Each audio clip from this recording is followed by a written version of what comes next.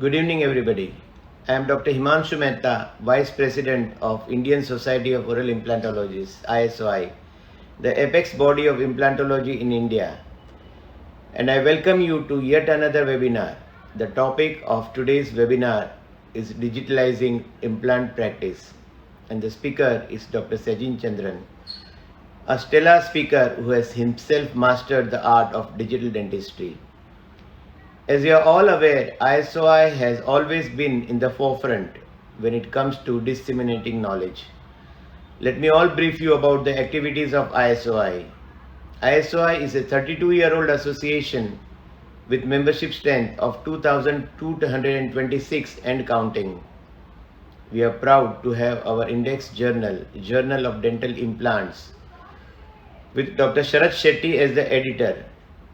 ISOI implores you to publish your distinguished work in our index journal.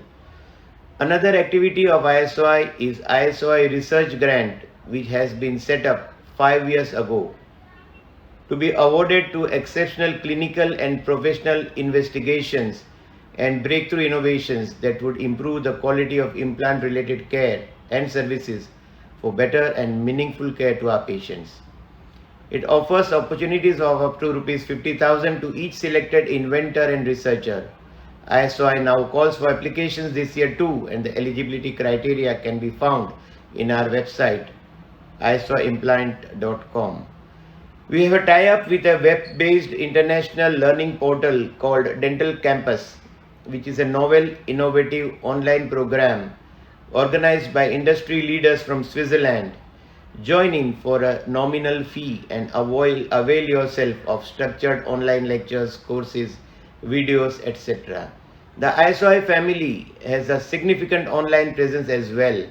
You can witness many interesting cases on our website isoimplant.com as well as on our dedicated Facebook page ISOI Implant Study Forum, where you are welcome to share your own cases too. Furthermore, you can now view previous cases and case presentations on our YouTube channel named ISOI Digital. Becoming an accredited member of the ISOI is a matter to be proud of. This year, we have introduced a new tier between fellowship and diplomateship named Mastership. The objective of ISOI is to elevate the standards of implantology through a certification process. Come and avail this opportunity to outgrow your practice. I take this opportunity to invite you all to register for our upcoming virtual conference on July 3rd and 4th, 2021. Witness the latest in implantology from a galaxy of international and our own national speakers. For the first time, we are giving an incentive to become a life member by giving complimentary registration for the conference. There are many other activities of the ISOI which you can have a glimpse of on our website. Friends, now let me perform the pleasant task of bringing in the shining star of ISOI, moderator for today's webinar, Dr. Sharat Shetty. Dr. Sharat Shetty requires no introduction. He is a popular name in dental fraternity and is famous for his wit and humor. And he is an indispensable part of ISOI. He is the editor of ISOI Journal and he is also the convener of ISOI grant given by ISOI for research in implant dentistry. Dr. Sharat Shetty is also the director of ISOI study clubs. He is a prosthodontist and is in private practice in Mumbai since more than 30 years. He just completed the post as the president of the Indian Prosthodontic Society, Mumbai chapter. Without much ado, I hand over the proceedings to Dr. Sharat Shetty. Thank you. Enjoy the webinar.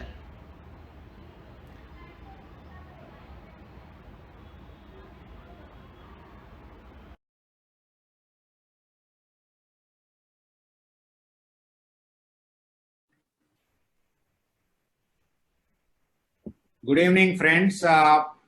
Welcome to the evening session of our second webinar hosted back to back. And I'm sure that you did see the elaborate mention by Dr. Himanshu Mehta. Of course, this is on a digital platform And as any platform needs to be understood well, we saw that Dr. Himanshu's video was played, and you could clearly identify all the activities of the Isoi, right from the conferences, the webinars, the proactive educational activities like the journal and everything. Thank you, Himanshu, for the kind words about me. I think you spent a lot of time telling about what I am, but I must be indebted to mentors like you and Dr. Uday Shetty for my part being played in the ISOI.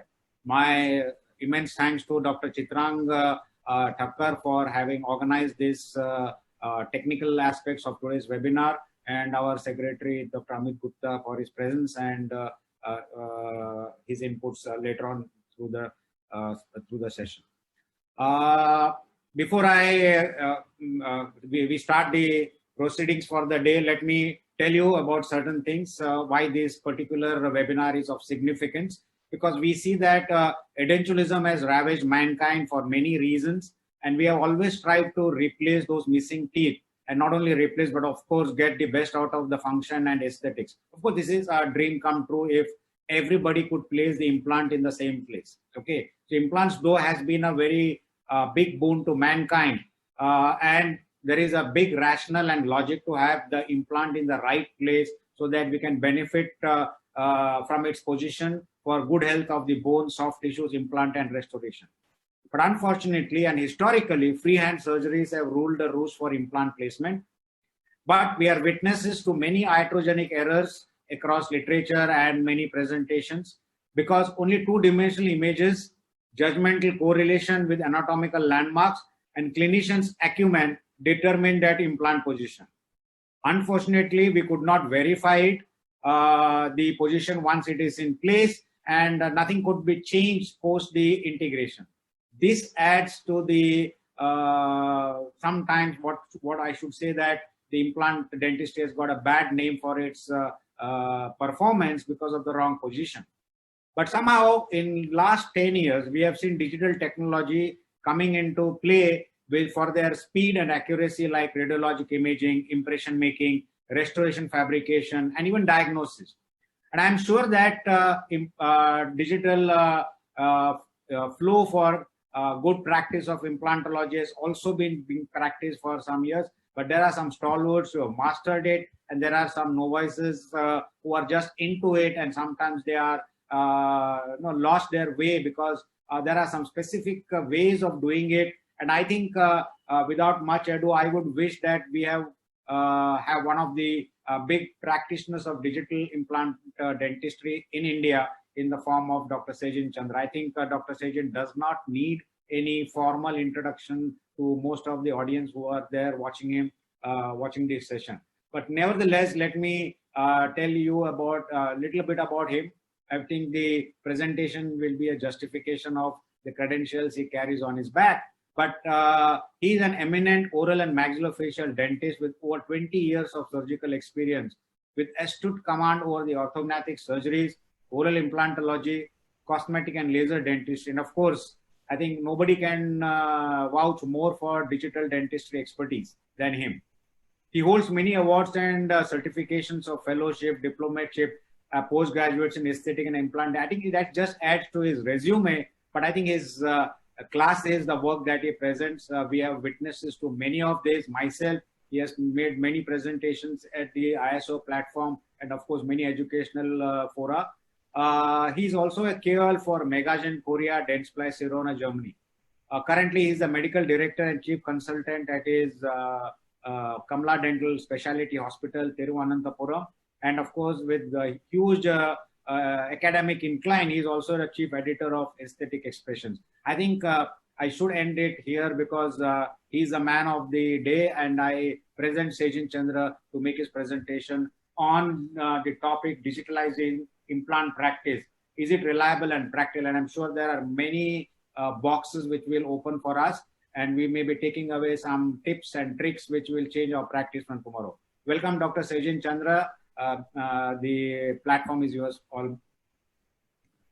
Thank you so much, Dr. Sharat Shetty, and let me thank the whole team ISOI for having me here, President Uday Shetty, Secretary Amit Gupta, and my moderator, Dr. Sharat Shetty, and our beloved Himanshu Mehta, Doctor. So, having me here for a talk on digital implantology, I hope I will do justice for the subject. Can I start with my presentation? Sure. Okay. So,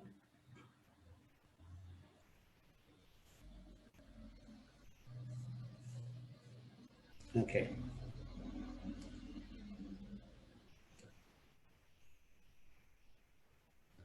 I hope it is clear. Am I audible? Okay. Very good evening, friends, and welcome to Isoi's webinar series. And as I told you, the subject for today is digitalizing implant practice. Let me start with this session with the blessings from my dad. His everlasting blessings always support for me, and that carries me forward. Today is an evidence-based discussion about digital dentistry. I will be covering why digital, what are the gadgets involved, what is this CAD/CAM and computer-assisted imaging concept, and steps in surgery and prosthetic rehabilitation, and what are the cardinal rules in digital protocols, and what way it helps in this pandemic situation. And I will try to address some of the questions forwarded to me by the moderator. Let's start with why digital. We all know that we have been practicing implantology for many years. And because it is financially very lucrative, and we were trying to place the implants as a fixed option, giving solutions to the edentulous conditions. And we were most of the time successful. Then why this digital protocol? So many questions come into our mind. Isn't it very expensive? Let me say, the digital protocol refines your implantology. It doesn't give you a solution for your ignorance. You should take it in such a way that this is the best way to refine your implant practice. That will make your practice and the solutions very precise and predictable. When I say very precise and predictable, and it will have a consistency too, and it will reduce your chair time to a greater extent. The difference between our regular practice or the conventional analog implant practice and the digital implantology is we spend almost the same time actually. The difference is around the 80% time we do it for the planning and 20% time for the execution. But in our previous scenario, when we were doing an analog protocol, we used to spend more time in execution and hardly less time or very less time for the planning. What happens when you don't plan it properly? Because implantology is a very demanding subject. Because the position of the implant, that matters the total outcome. And the predictable implantology is possible only if you plan it in advance. That is the only way to recover the function and aesthetics. You may manage your implant procedure, but giving a solution with the promised results and a predictable outcome is really challenging. Why it happens is mainly 90% of the times it is because of position errors. As Dr. Sharat Shetty told right now, that it's a iatrogenic problem. It is doctor's problem. It is not the patient's problem, or it is not the science that is at the wrong side. It is we clinicians, we are at fault and we have to correct ourselves. And this lecture is all about giving you solutions for our day-to-day implantology problems, what we had and what we are having. Now, let me take you to a better code. When we sit in front of a patient and when we communicate to them and when we promise so much about implants, about its outcome, about its longevity, about its function, about its aesthetics, we promise a lot.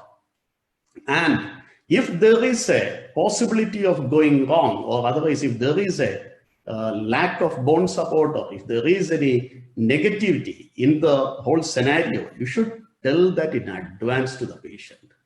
Because any explanation before the procedure is an expertise, and any explanation after the procedure is an excuse.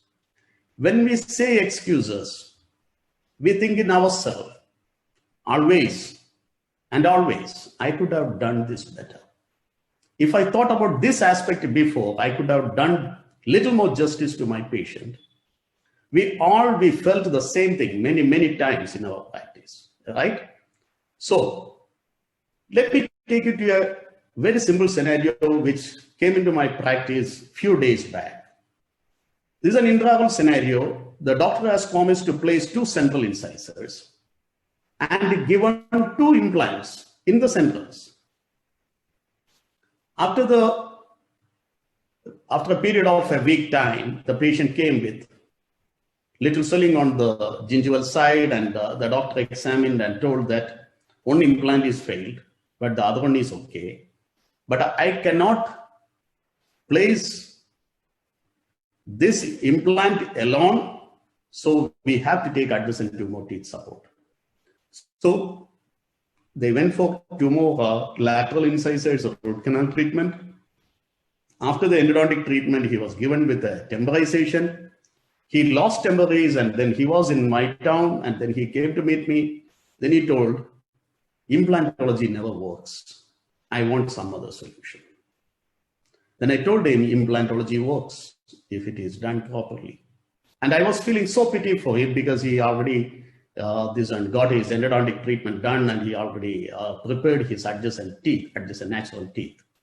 Then I had to look at a 3-dimensional view of his scenario, and I realized that his implant is positioned very labially, and it has thinned out the labial bone, and that caused the damage to the whole scenario. And he lost 1 implant, and he's almost to lose the second one.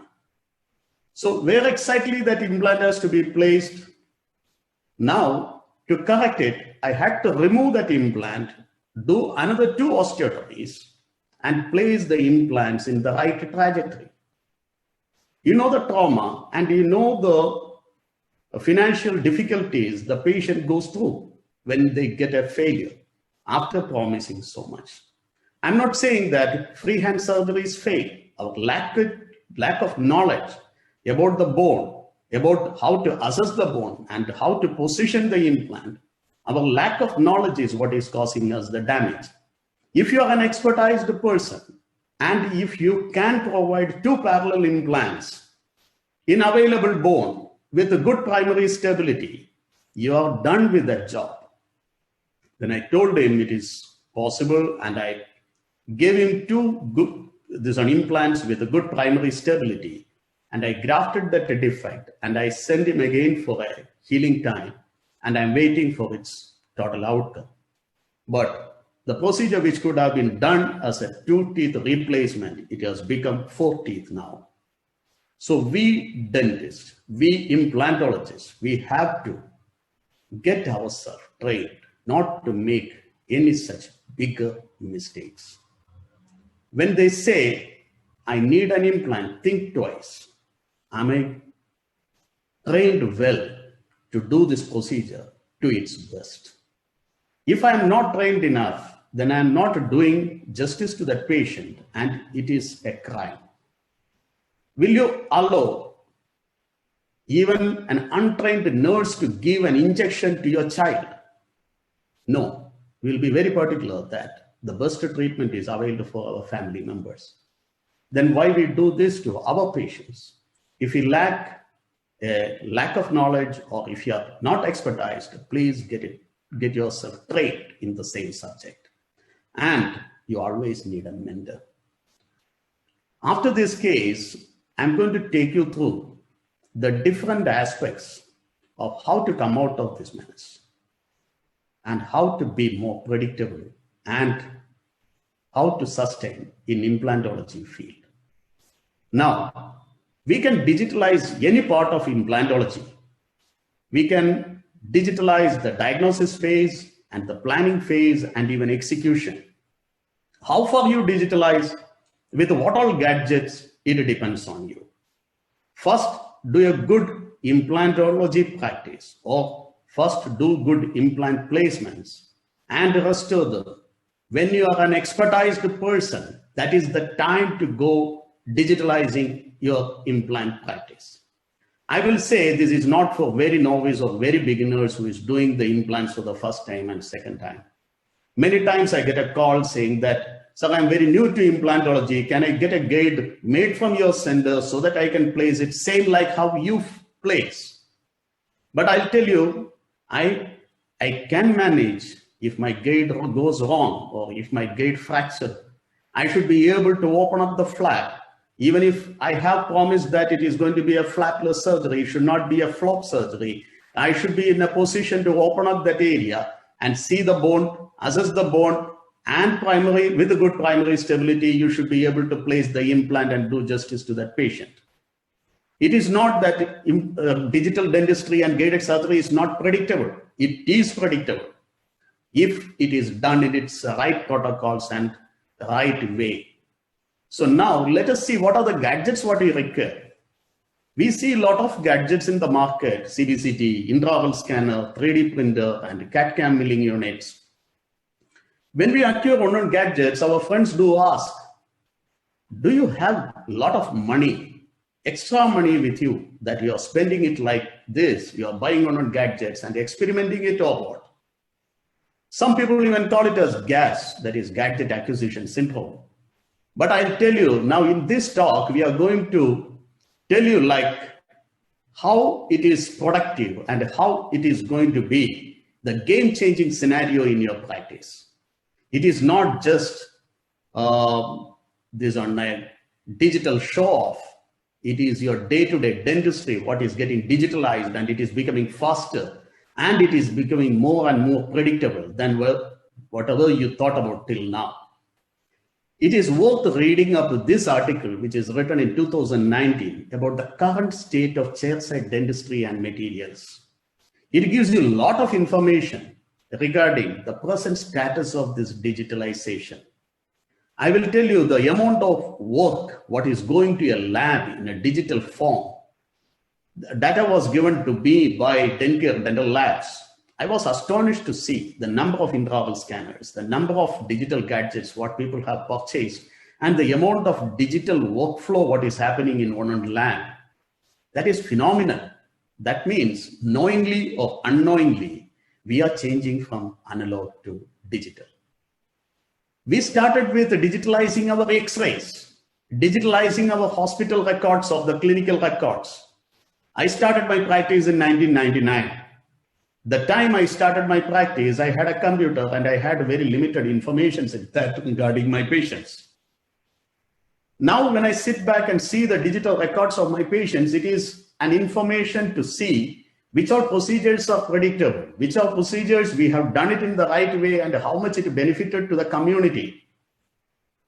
It is a lot of information and it is an asset. And you have contact details of all your customers. 20 years of digital information of our patients and what work we have done in their mouth. That is what is keeping my show even going now. Now let me tell you, we started from the analog X-rays to the digital X-rays. We all started with the manual processing of X-rays. In 1990s, that was the scene when we started with, I still remember me buying my first RVG, that was Sunicam, in 2002 or 2003, when it was introduced. And with that RVG, it went for so many years. And that information is still available with me, that X-rays, that IOPS of that patients. But whoever started with an analog X-ray and started keeping that X-rays, how far we could save that X-rays. So the storage possibility of an information is possible only when you digitalize. So starting from RVG and starting from our digital information about patients, we traveled so far. Even now, I consider myself as a beginner, a new driver in this track. So be patient. Even if I make any mistakes, or even if my thought process is wrong, you always have the freedom to call and tell me that there is a better way to do this. Now let me get you through the workflow in digital dentistry or in implantology. Let me say it in 3 simple words, that is computer-assisted imaging, computer-assisted designing, and computer-assisted manufacturing. Imaging, designing, and manufacturing, 3 aspects. Is it needed to go for digitalization of all these processes at a time? I will say no. See how it improves. It is not possible to spend crores of rupees all of a sudden, not for me it is anyway. So we started one by one, digitalizing the RVGs, then having an OPG machine. Luckily, I could start with a digital OPG machine from Villa. Then we moved on. Then we thought about digital acquisition of 3D imaging. Now, going little detail on this imaging, computer-assisted imaging. What difference it makes? Digital data acquisition with minimum volume alteration. That means we have to get an information in its original volume, 1:1. Is it possible? There are 2 types of data acquisition here. One is a bone volume and the quality, and another one is intraoral surface capture, that is intraoral imaging. These 2 are obtained in 2 different formats.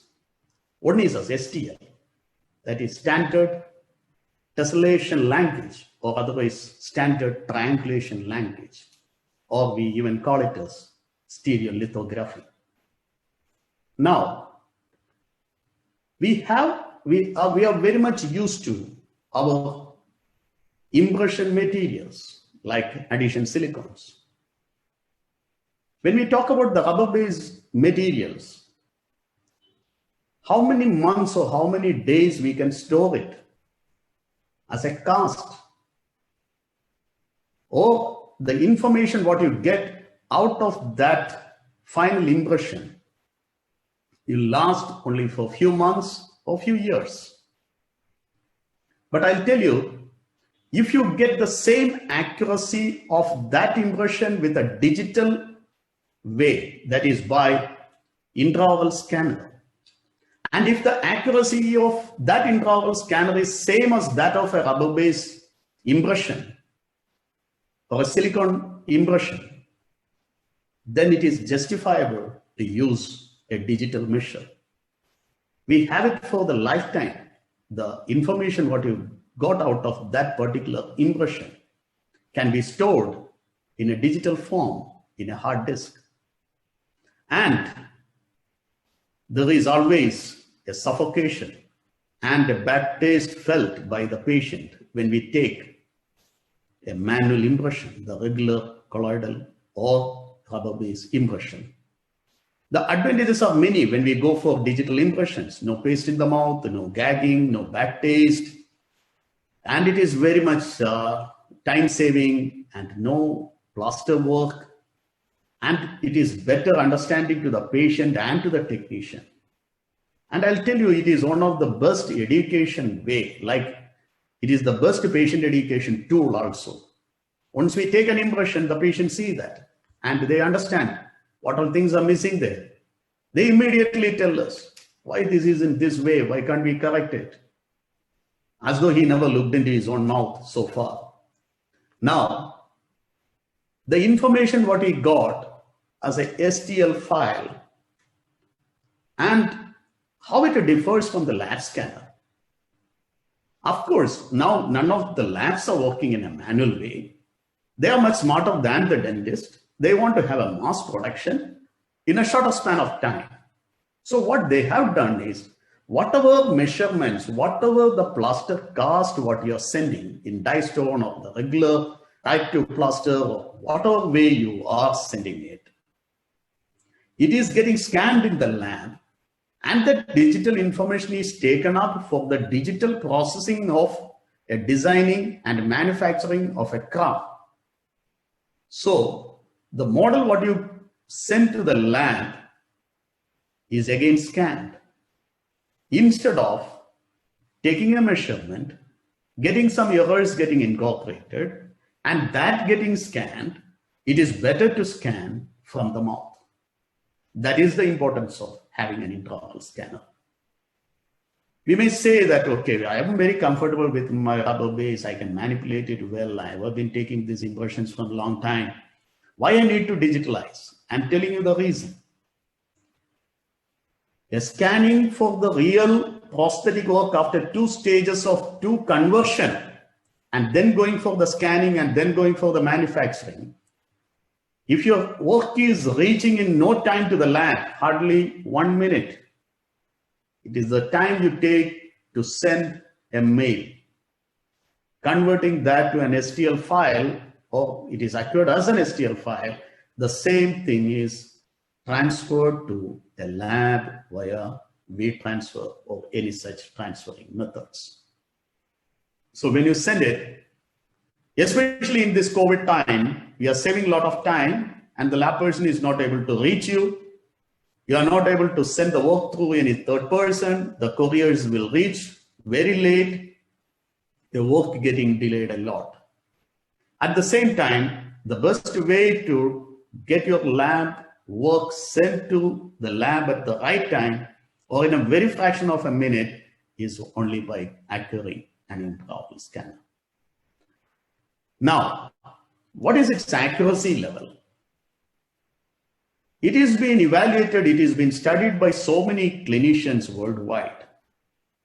I was very fortunate to be with these 2 gentlemen. One is Francisco Manganaro, and I had an opportunity to be with Giuseppe Longo in an international platform called as MINEC. MINEC is the scientific platform for MegaGen International Network of Clinical Research and Education. So this platform gave me a lot of information regarding the digitalization of implantology. And I started thinking in terms of my implant practice should be nothing less than a 3-dimensional planning at least.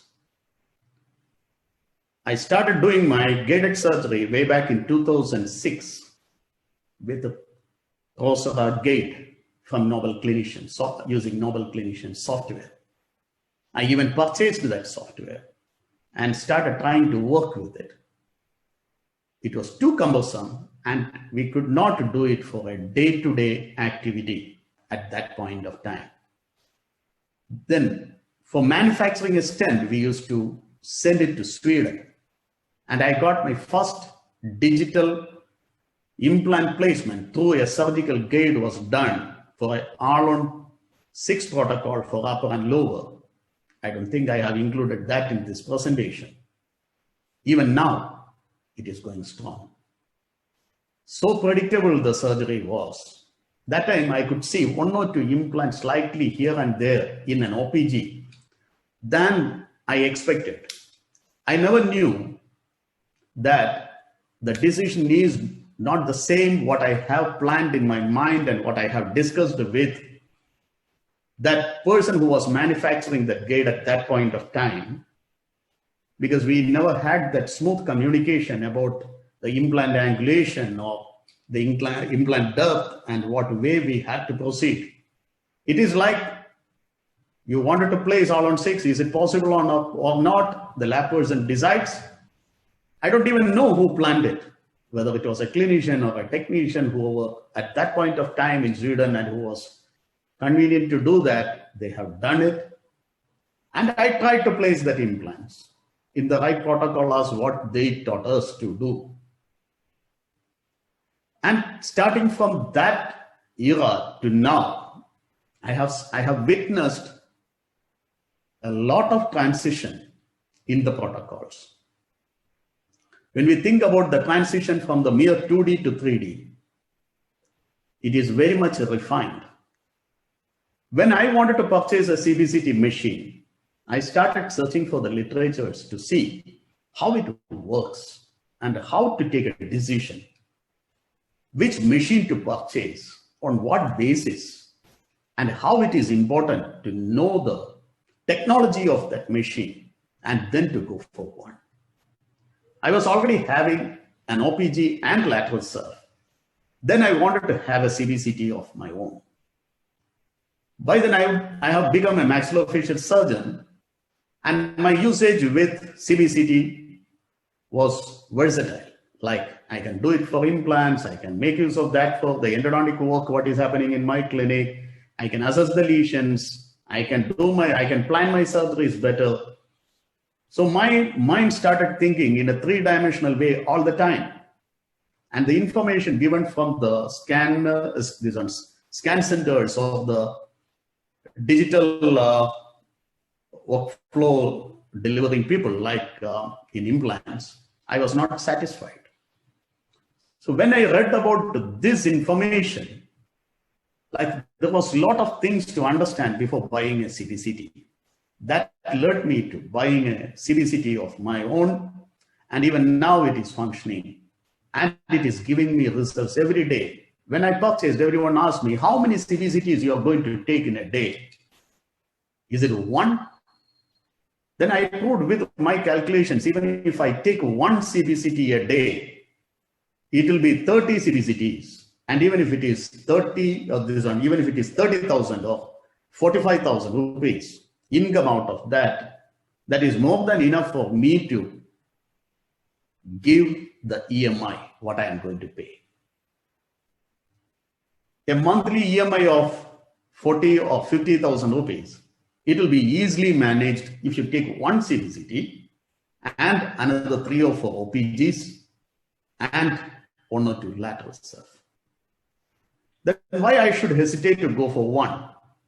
And I made my own digital protocols, or I started examining my sections myself. First, I used to get the radiologist online. Even now, I send some of the cases to them for reporting. But having a good understanding about the anatomy and the structures around in maxillofacial region, a maxillofacial surgeon can very well appreciate the anatomical landmarks, and he can master the art of diagnosing a lesion and assessment of a bony condition very well, and it will hardly take another 2 or 3 months after purchasing a machine. I went for many classes, I went for many training programs, I went for a hands-on session with CBCT that it was in Mumbai, yeah. And after that only I decided to go for a commitment which will financially cost almost more than 50 to 60,000 rupees of repayment a month. Then I started realizing that it really is changing the game. I started examining every single implant site in a three-dimensional way. If I wanted to place an implant, before examining that particular position in all 3 dimensions, I will not attempt the implant placement. It was not that we were doing it guided surgery all the time then. We were doing a 3-dimensional planning all the time then onwards. Then comes what made the difference. I started getting answers for so many questions what I had in my mind. Why my implant is not going after a depth, even after showing so much of length from the inferior alveolar canal. I measured it as almost 11 millimeters in an OPG, but my implant is not moving after 8 or 10 millimeters. It is almost like hitting a rock hard area. Then I had to change the dimension intraoperatively. when I started examining the cross sections, especially the sagittal sections, that is the time I understood there is a buccal concavity and there can be a lingual concavity.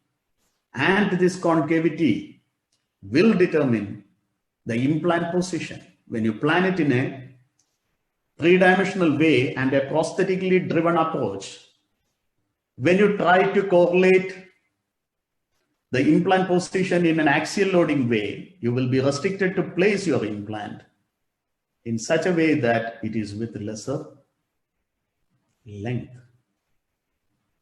So an implant, the bone availability in a vertical fashion of around 11 millimeter in an OPG, it is actually 78 millimeters in a three-dimensional evaluation.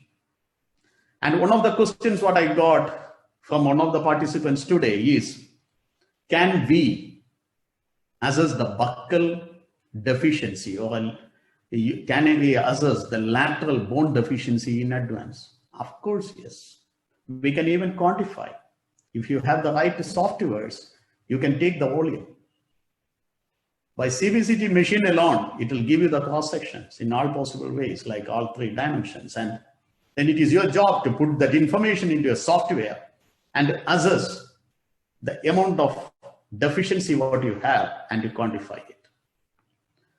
Now, please go through some literatures and understand the various uses of cone beam CT and its recommendations. This is published in 2018. You know that it is a cone shape, it's a flat beam, or like it is how it differs from a spiral or a conventional CT, and why it is faster. And we know that it is lesser radiation compared to a regular medical CT. The unit is given in microsievert, and from this slide, you will understand that it is much lesser than a conventional CT. At the same time, it is little higher than your regular OPG. But if the information gathered from this source is utilized for, not just for diagnosis, if the same is used for your planning and for a better execution, then the total radiation what you have given to the patient is justified. There are many ways to reduce the dosage in CBCT. You can have a low dose CBCT, that is by reducing the FOV, reducing the MA, reducing the KV. There are so many ways you can reduce the radiation, but at the same time without reducing the image quality. If you are getting information about all the 32 teeth and about the bone structure all around, about the sinus, about the mandible, about the inferior nerve, and about all the soft tissue and hard tissue parameters, of course, soft tissue is better visualized in MRIs than in CT. But of course, this is the starting point. A CBCT will give you a lot of information regarding the patient's present status. This DICOM image, just like how I talked about the STL file, this DICOM images also can be stored as .dcm files, and it can be reevaluated at any point. For a comparative study, for a research, this is the most important factor what you should have.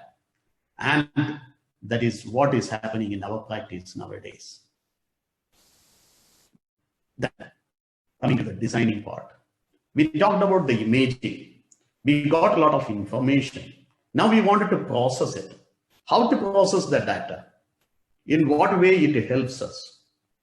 Now I am confining the imaging and the designing of implants alone in this lecture. The uses of imaging systems and the STL files are numerous. But now I'm confining the topic only to implantology, that is digital implantology. there are many implant planning softwares available. When we think about all the available softwares, you cannot master all the softwares. Even I have gone through only 2 or 3 softwares. I had a training in ExoCAD. I mastered even Novel Clinician software for some time. Then I got into the digital platform of Megagen, that is by Articulation. That is where I got my official training. And I started continuing educating myself in the same.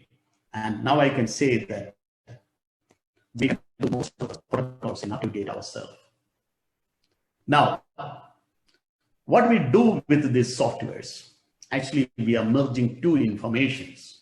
That is, one is STL, that is the intraoral scanned images what we got. And another one is the DICOM information what we got from CBCT. So we have 2 different types of data in our hand. One is STL, one is DICOM. One is surface scanned information and another one is bone volume information. Now we have to merge these things together. That is by merging the STL to DICOM.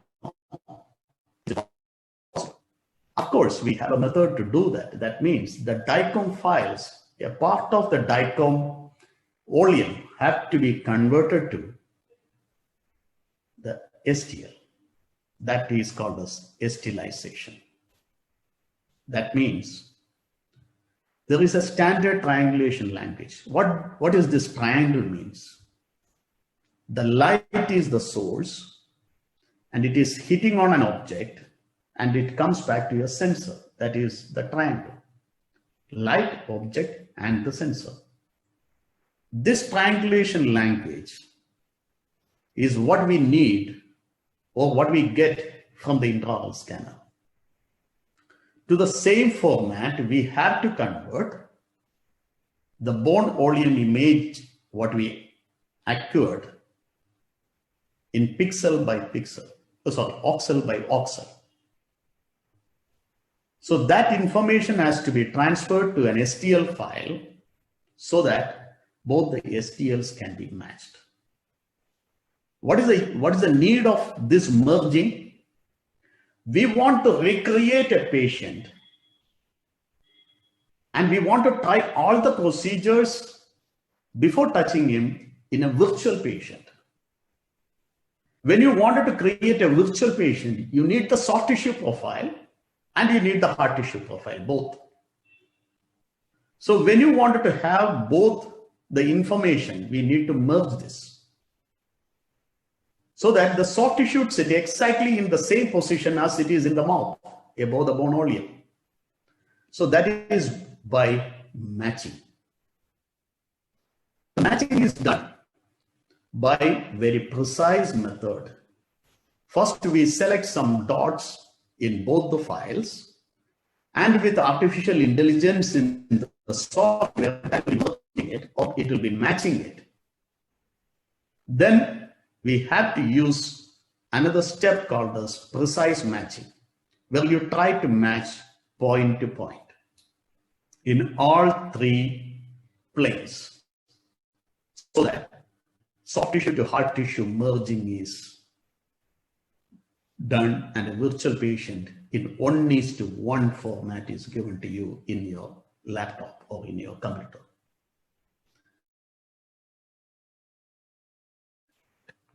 How we used to do our implant planning? We used to make a flipper or otherwise a translucent flipper and an RPD, a removable partial denture. Then we used to have a caster. We used to try to drill through that in the long axis and so then trying it in the patient's mouth, then opening up the flap and to see whether we are in the right position or not. So instead of this RPD or a prosthesis, we had to create a virtual prosthesis, that is virtual diagnostic vaccine. This is done very easily by taking the templates and altering its shape in the software. Once it's done, the process is there. Now you can plan your implant in all 3 dimensions. You can see the long axis. You can see how much it is separated from the adjacent tooth, how the safety margin from the nerve or any adjacent anatomical structure, how much it is spaced between 2 implants, is it adequate? And you can even assess how it is, how much prosthetic space is available, and can we have an adequate crown height for the prosthesis. So much of information in advance. So the chances of going wrong is very, very less. Now, you have done an accurate planning. And when you went and sat in front of the patient, that was a bad day, and you sipped your instrument little wrong or little badly, it is not a correctable scenario after some time. If it is with the pilot drills, okay, you can change the angulation. If you have proceeded to the 3rd and 4th drills and then you cannot come back, or you cannot change the angulation of the drill and you cannot correct your osteotomy. So an accurate planning and an inaccurate execution, is it acceptable? I will say no. If it is for myself, I will not.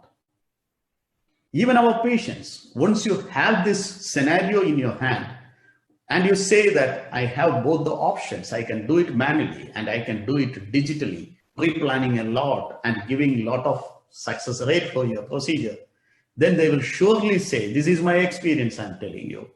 Please go ahead. I'll wait for a day. You make your cervical stent. You keep everything ready. We will do the procedure. Then I will assure them, okay, I can do this much faster than I have done the implant for your family members. Now I am able to give you a procedure in very short time, but I have to do a little bit homework, which I'll do it and I'll get back to you on so and so time. So then we are hitting the target every time. So the way to go successful in implant practice is going digital and going gated. Now, we have to make a surgical gate. In Articulate, there are options, like there is an additional software called as Articulate. It is a designing software where the surgical stent can be designed. And once the surgical stent is designed, I'll be taking you through some clinical scenario and the videos that you will understand it more. This computer-aided manufacturing after the gate fabrication can be done in 2 ways. One is an additive way and another one is a subtractive way. Let me explain you this way. You have decided the implant position. That position needs to be transferred from that planning to the patient's mouth. What is the use if your planning is there in your upstairs but it is not being executed in the patient's mouth? How is it getting beneficial? This thought process is what led me to go through the entire digitalization of implant practice. I refined my diagnosis, I refined my implant planning, and I wanted to give the same planning to my patient so that I can be sleeping peacefully after the procedure and the patients are happy and the success rate and predictability is much higher. Now, the computer assisted manufacturing of gate. Either you can do it in-house or otherwise you can give it to them. They will do it in 2 different possibilities. Either they will mill it, like how pros are gate and how different implant systems are made, like even for Zyve and other things. I think our Dentsply Sirona is making regularly the milled gates. If you have a CAD/CAM system in your practice, you can mill the gates. That will be much more superior than 3D printed gate. Now, what is 3D printing? It is layer by layer addition of a liquid resin and hardening it to give you the exact volume. 3D printing accuracy depends upon so many factors. The resin what you use, the type of machine what you use, how the machine is calibrated, how it is processed after the 3D printing. I learned this in a hard way. Our surgical gates in the first making it broke. It was not accurate. I was thinking, why? We were going digital and every parameters are right, and then why my gate is not getting the right dimensions? That is because of the manufacturing errors. Do you have any control of the offset or any control of this manufacturing when it is done in the lab? No. So that is making us to think about in-house solutions. And the post-printing protocol, how to sterilize, how to harden, how to remove the resin from the 3D printed stems or the gates. All these informations are leading to a predictable gate manufacturing. Once you start doing, you will know the difficulties and how to get rid of your problems, and you will find the remedies for all your difficulties what you face. Now, the mill or 3D printed gate. The milling is a subtractive way. As you know, it can be, as I told you, it can be milled from a block, like how you mill a, sorry.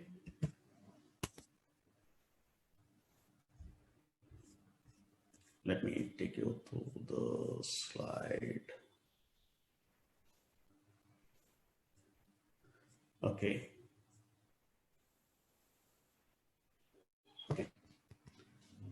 So we have an option to do that in-house or give it to a lab to do the milling for you. Now, after the milling, we have now fast sintering machines from Sirona, where you can sinter the milled crowns or even the surgical gates instantly. Now, getting a gate and then starting with gated surgery. Now we have advanced so much. We have two different options now. Either to use a static gate or to go in a dynamic way. That is by using navigation. Even now, the navigation equipments are a little cumbersome, with large sensors, and the receptors are slow, and there is a lot of refinement happening in this technology. We will be seeing the dynamic navigation surgeries more. Now, this sector is confining only to the static surgeries. Is your digital gate manufactured? Is accurate and reliable? I will tell you, read this latest literature. It is the consensus from the International Team of Implantology, ITI. What it says is, it can have errors, but in a very limited amount. They have checked the crustal point accuracy, the apical point accuracy, the coronal depth variation, and they reported that 1.2, 1.4, and 3.5 like this. And we can always say that it is accurate to 99.9%. And at the same time, you have to leave a safety margin. Even in manual surgery, when we plan it, in the conventional freehand surgery, we do keep that safety margin. In digital scenario also, I will say we have to leave the safety margin and then to work on. Then The accuracy of navigation surgery, it is also almost same. This is the latest literature which says around 2.7 degree angular deviation. That is easy to perform by navigation or with a static gate. I'm still with the static gates. I'm yet to start with my navigation, or I'm yet to explore much possibilities with it. I had 1 or 2 times I handled the equipment, but yet waiting for a big time learning curve in that.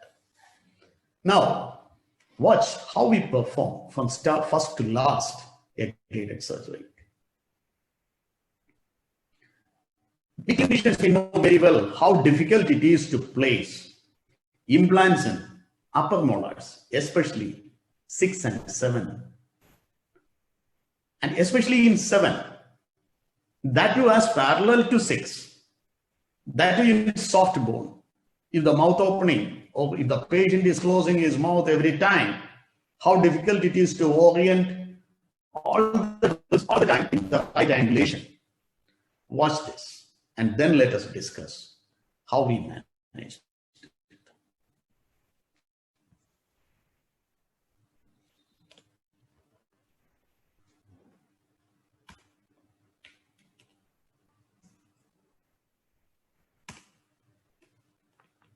Sorry, give me a minute.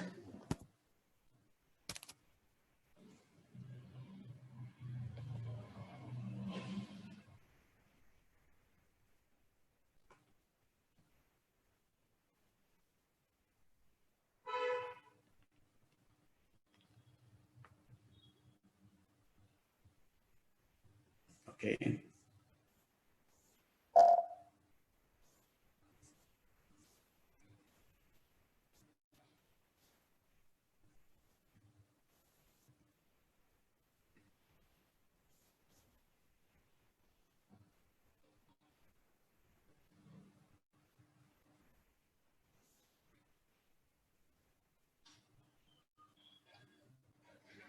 I hope this plays well.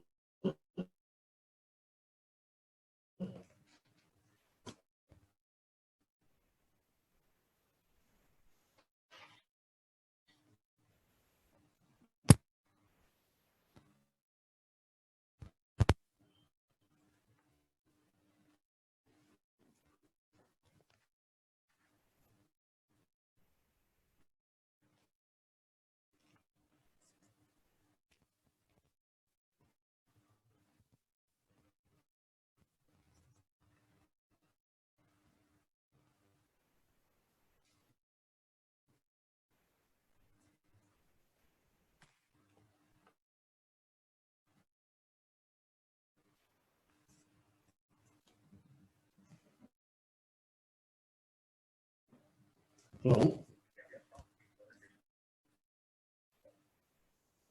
Okay, now shall I start again? Is it because of the internet issue?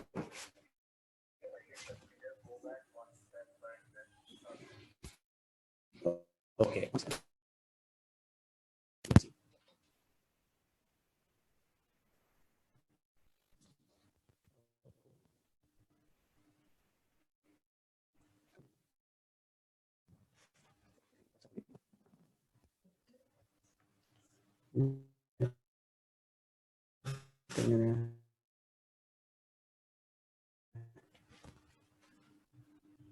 Is it fine? Hmm? 1 second.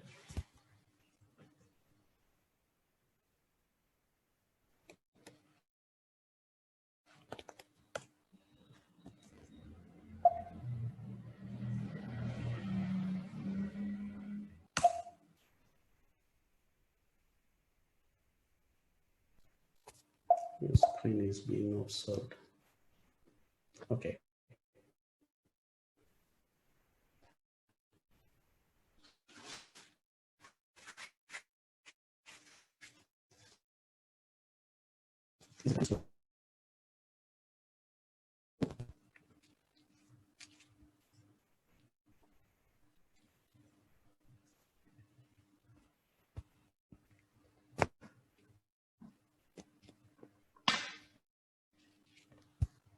What's happening? ഇത് ചാർജറിങ് എടുക്കാതെ on ചെയ്യാം.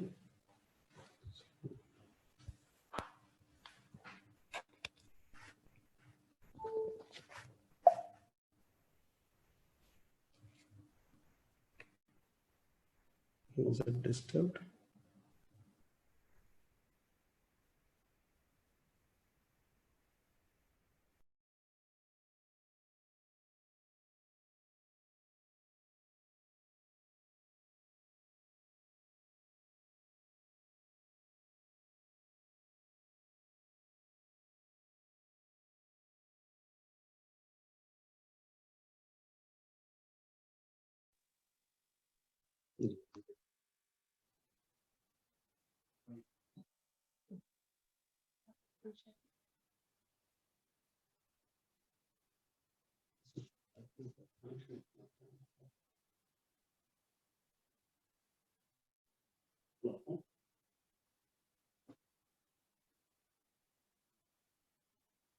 I will. Can I do that on my mobile now? One second. Can you connect me from my mobile? I'll talk for 2 minutes till this is settled.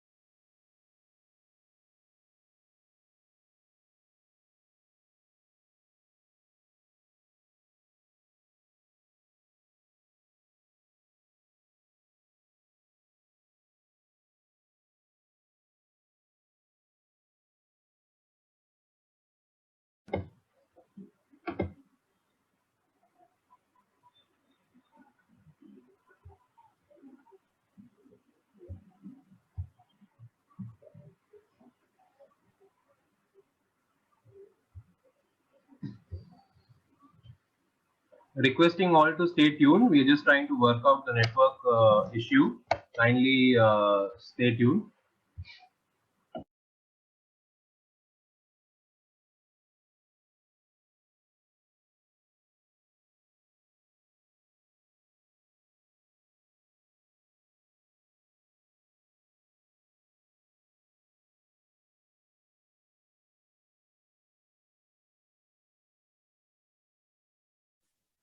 Some charging issue. Don't disturb it. Let it charge. And we should always keep some.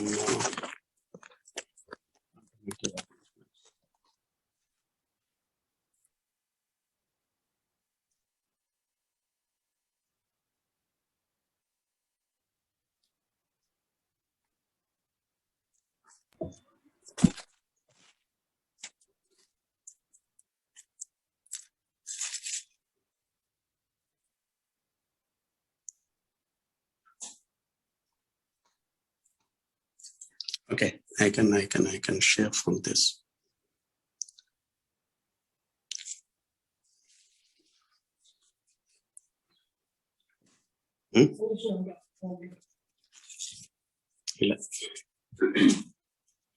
Hello. Yes, your voice is very clear, doctor, now. Can I speak to the audience? Yes, you can. Okay. So now, I'm really sorry for this technical glitch. Thanks for staying in tune with. Let me share a presentation from my mobile now. I'm speaking from my mobile. And I do have some cases in my mobile. I'll be discussing that when by the time they connect it. I hope I am visible and I am audible to all, right? Okay.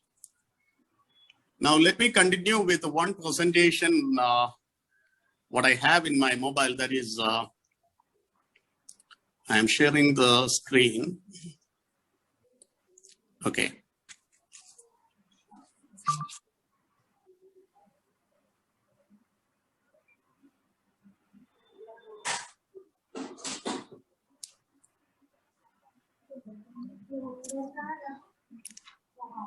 So,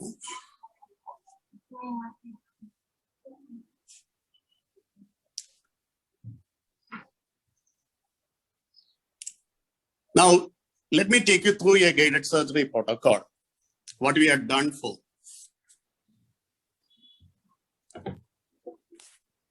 Dr. Sharath, am I audible to you?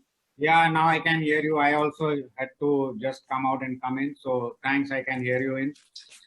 And is it possible to see my screen? Yes, I can see your screen well. Okay, is it getting broadcasted? I think so. Yes, yes. Yes, coming out. Okay, fine. Let me take you through one case which I have included in my presentation.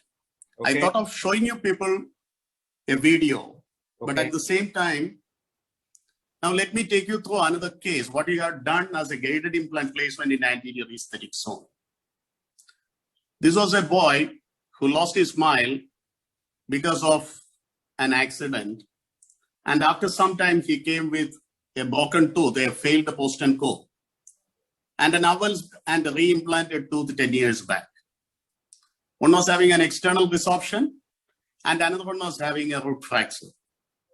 Both we decided to this one sacrifice, and we went ahead with a digital protocol.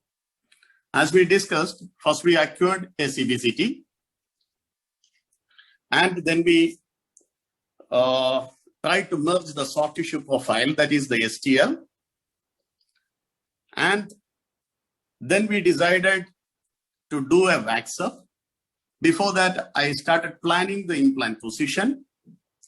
By doing the position, like we try to get the trajectories correct, whether we can place the implant with the access hole coming to the labial side or to the palatal side. If that is coming to the palatal side, then it will be a screw retained. And if it is emerging to the labial side, it will be a cement retained restoration.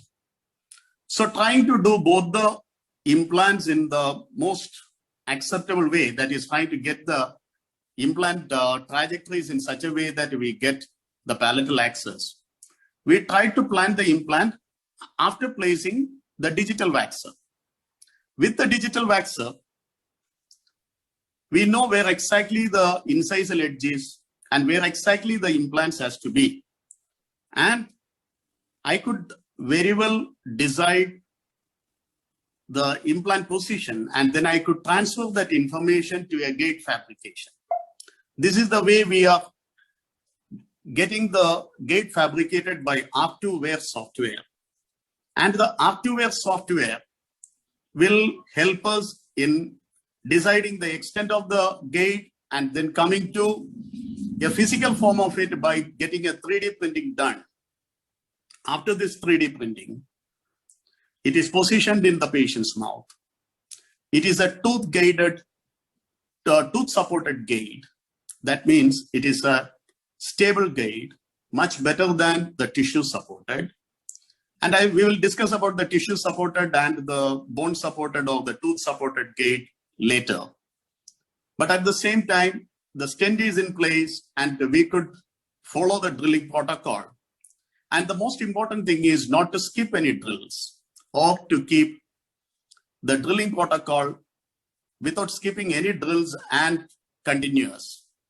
And we have to drill according to the manufacturer's dictation. That means if an implant is supposed to be drilled up to its entire dimension, then we have to drill up to the dimension of the implant. If your implant is designed in such a way that it is an active implant, you should drill only up to the core diameter of the implant. Then you should be drilling only to that extent. See, by giving a good parallelism and emergence, at the same time, you see the primary stability achieved by this guided surgery. It is always 75 to 80 ISQ value. That corresponds to almost 60 Newtons stability. And keeping all the parameters of anterior implant placement and its positioning, we could get the implants placed very parallel, and the total outcome, the defects in the labial side of the space in the labial side was bridged by using a graft, and in addition to that, a PRF membrane was placed so that the graft intake and the healing is fastened, and the natural healing mechanism and the platelet-rich fibrin and the temporization, a customized temporization in the same region, it helped a lot in achieving better results. This is after 6 months when we removed the temporaries, and you can still see the xenograft granules visible on the labial side, because we wanted to give more oleum in that region.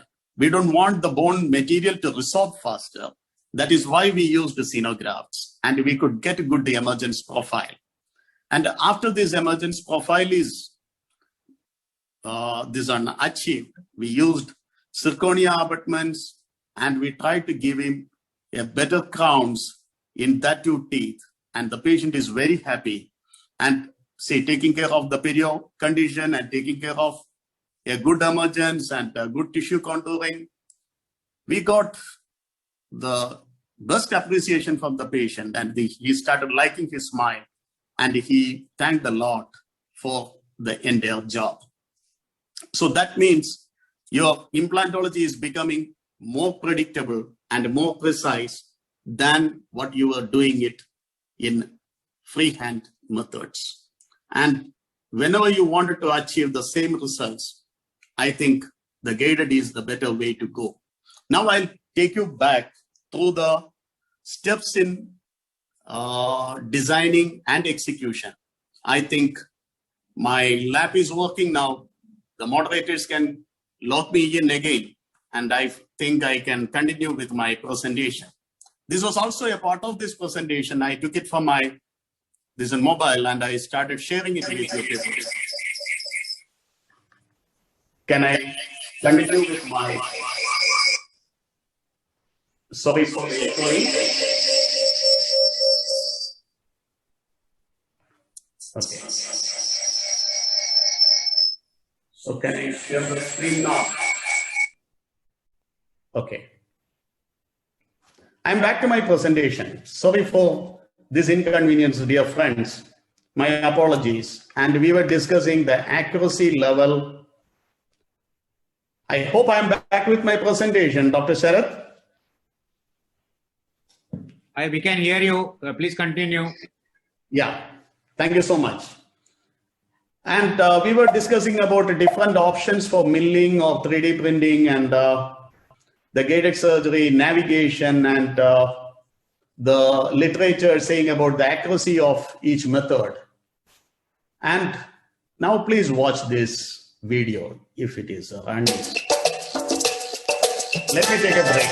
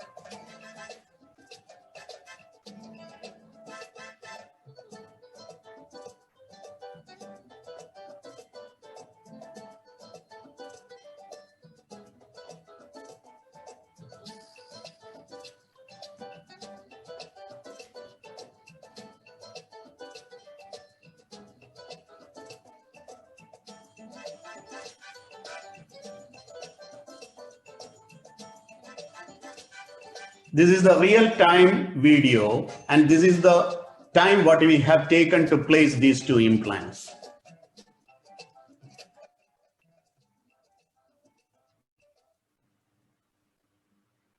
So when you think about the total outcome, what it gave us,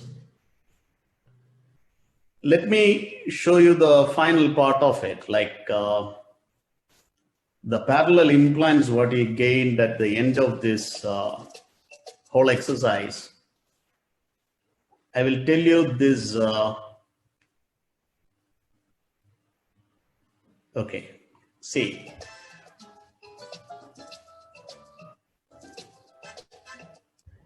If I can get these two implants placed in this parallel way in a matter of 15 minutes to 20 minutes time, clinical time, that is chair time, that is the biggest advantage of guided surgery.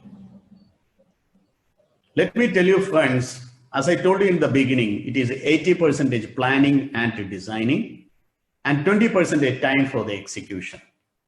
And in a difficult mouth opening case, and that too the patient is not that cooperative, how difficult it is to do such a procedure with good results. And before this procedure is planned and even the guide is fabricated, you have to be assessing three major components, that is parameters, that is adequate mouth opening, then adequate restorative space, and a good periodontal condition. There was a question given to me from the moderator before starting up with this. If my teeth are mobile, is it possible to do the guided surgery? If the teeth are mobile, you cannot go ahead with guided surgery, supporting on that. Second thing is, implant is not something which can be done when your periodontal condition is really bad. So forget about doing implants, even forget about even doing a fixed prosthesis, even an FPD with a regular crown and bridge when the periodontal condition is really bad. First, we have to assess that and we have to address the problems and then come to a stable periodontal condition and then give implant-based solutions. I burned my fingers in my initial days of implant career only when I neglected this aspect. Now, let me tell you, an adequate mouth opening is a must because we are using extended drills, which has to go through the gate and then to do the osteotomy. So the length of the drills are much extended that it needs an extra mouth opening space for that to work. We have to check the possibility of that before even planning the implant placement and gate. And adequate restorative space. Even if it is possible to do the implants, the restorative space should be assessed. And we have to determine that in advance, whether it has to go for a cement retained option or a screw retained option, what will be the thickness of the framework, or what is going to be the height of the abutment. All these parameters can be assessed in advance when you go digital. So excusing the technical glitches, now let me just recap you with the protocol what we discussed so far, that is CBCT. I will take it into 6 steps. One is, the first step is CBCT, and second step is an acquiring an STL file. Then the third is merging these two by merging the STL to DICOM, that is by sterilization of the DICOM image. Then doing a digital wax up, deciding where to place the implant and at what depth and what angulation. Then shift that planning to a prosthesis manufacturing software, that is a CAM technology, computer assisted milling or manufacturing.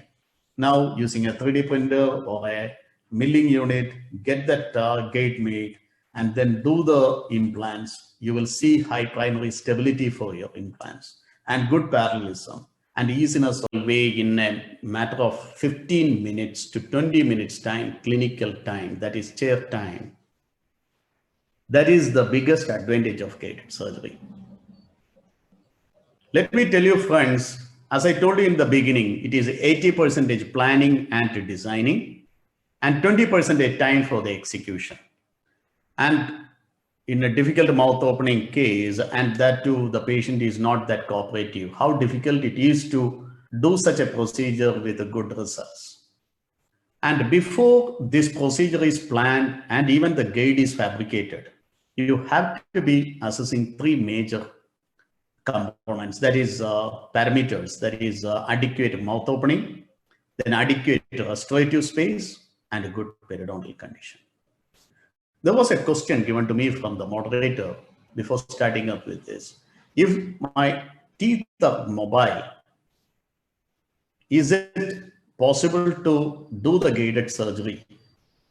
If the teeth are mobile, you cannot go ahead with guided surgery, supporting on that. Second thing is, implant is not something which can be done when your periodontal condition is really bad. So forget about doing implants, even forget about even doing a fixed prosthesis, even an FPD with a regular crown and bridge when the periodontal condition is really bad. First, we have to assess that and we have to address that problems and then come to a stable periodontal condition and then give implant-based solutions. I burned my fingers in my initial days of implant career only when I neglected this aspect. Now, let me tell you, an adequate mouth opening is a must because we are using extended drills, which has to go through the gate and then to do the osteotomy. So the length of the drills are much extended that it needs an extra mouth opening space for that to work. We have to check the possibility of that before even planning the implant placement and gate. And adequate restorative space. Even if it is possible to do the implants, the restorative space should be assessed. And we have to determine that in advance, whether it has to go for a cement retained option or a screw retained option, what will be the thickness of the framework, or what is going to be the height of the abutment. All these parameters can be assessed in advance when you go digital. So excusing the technical glitches, now let me just recap you with the protocol what we discussed so far, that is CVCT. I will take it into 6 steps. One is, the first step is CVCT, and second step is an acquiring an STL file. Then the third is merging these two by merging the STL to DICOM, that is by sterilization of the DICOM image. Then doing a digital wax up, deciding where to place the implant and at what depth and what angulation. Then shift that planning to a prosthesis manufacturing software, that is a CAM technology, computer assisted milling or manufacturing. Now using a 3D printer or a milling unit, get that gate made and then do the implants. You will see high primary stability for your implants and good parallelism and easiness of digital prosthetic phase. In this particular case, we have done even the prosthetic phase as a digital one. After 10 days of placement, he had very nice adequate tissue thickness, that is keratinized gingiva. And after 10 days of time, we could take exactly a scanned impression, and that implant level impression went to the lab and they started manufacturing the implant supported crown with a digital analog, the physical form of the digital analog embedded in the 3D printed model. And that gave us a fantastic crown, and it is screw retained and the patient receives it, and this is the outcome. 10 days time, highly stable, primary stability is very high for this type of implants what I use, and I'm able to gain the prosthetic easiness and the solutions in no time. And this is the occlusion. Is it that smooth all the time? Now there will be so many questions. how much time you took to adapt this technology as a refined one in your practice? I will say it took some time. First, we started with the designing and planning, and then we started manufacturing the gate ourselves. That is the time we had the maximum issues with the gate and the 3D printing. And then we resolved that. Then we got a fine tuning of all our sequencing. And now we are in a very refined protocol. Now from first to last, it hardly takes a day time.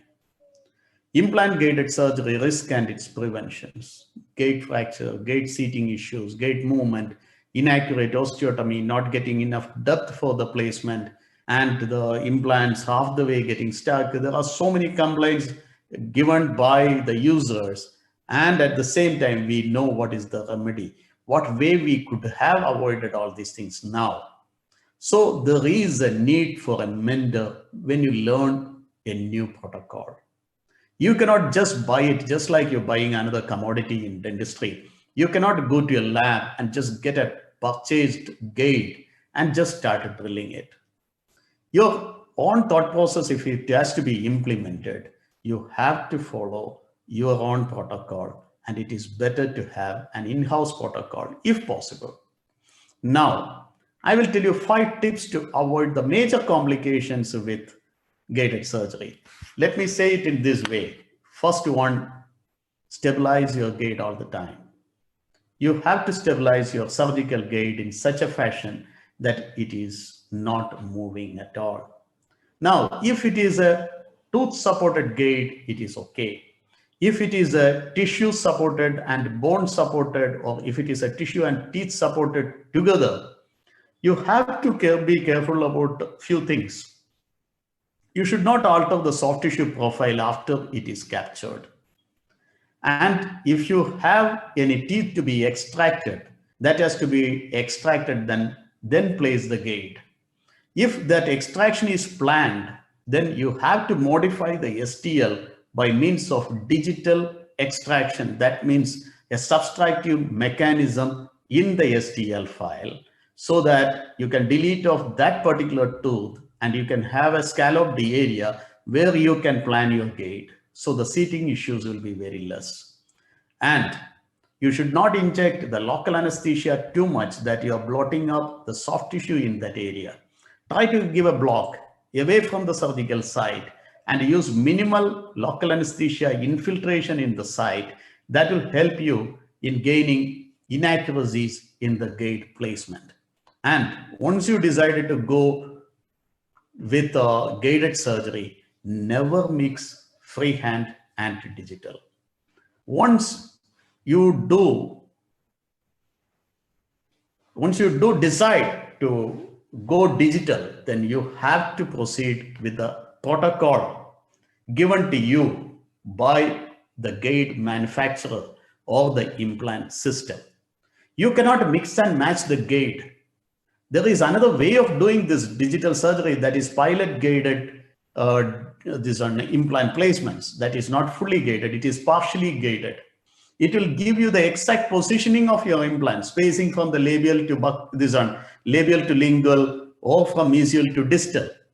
But it will not give you the entire digital protocol and the accuracy of placement if you use a partially digital protocol.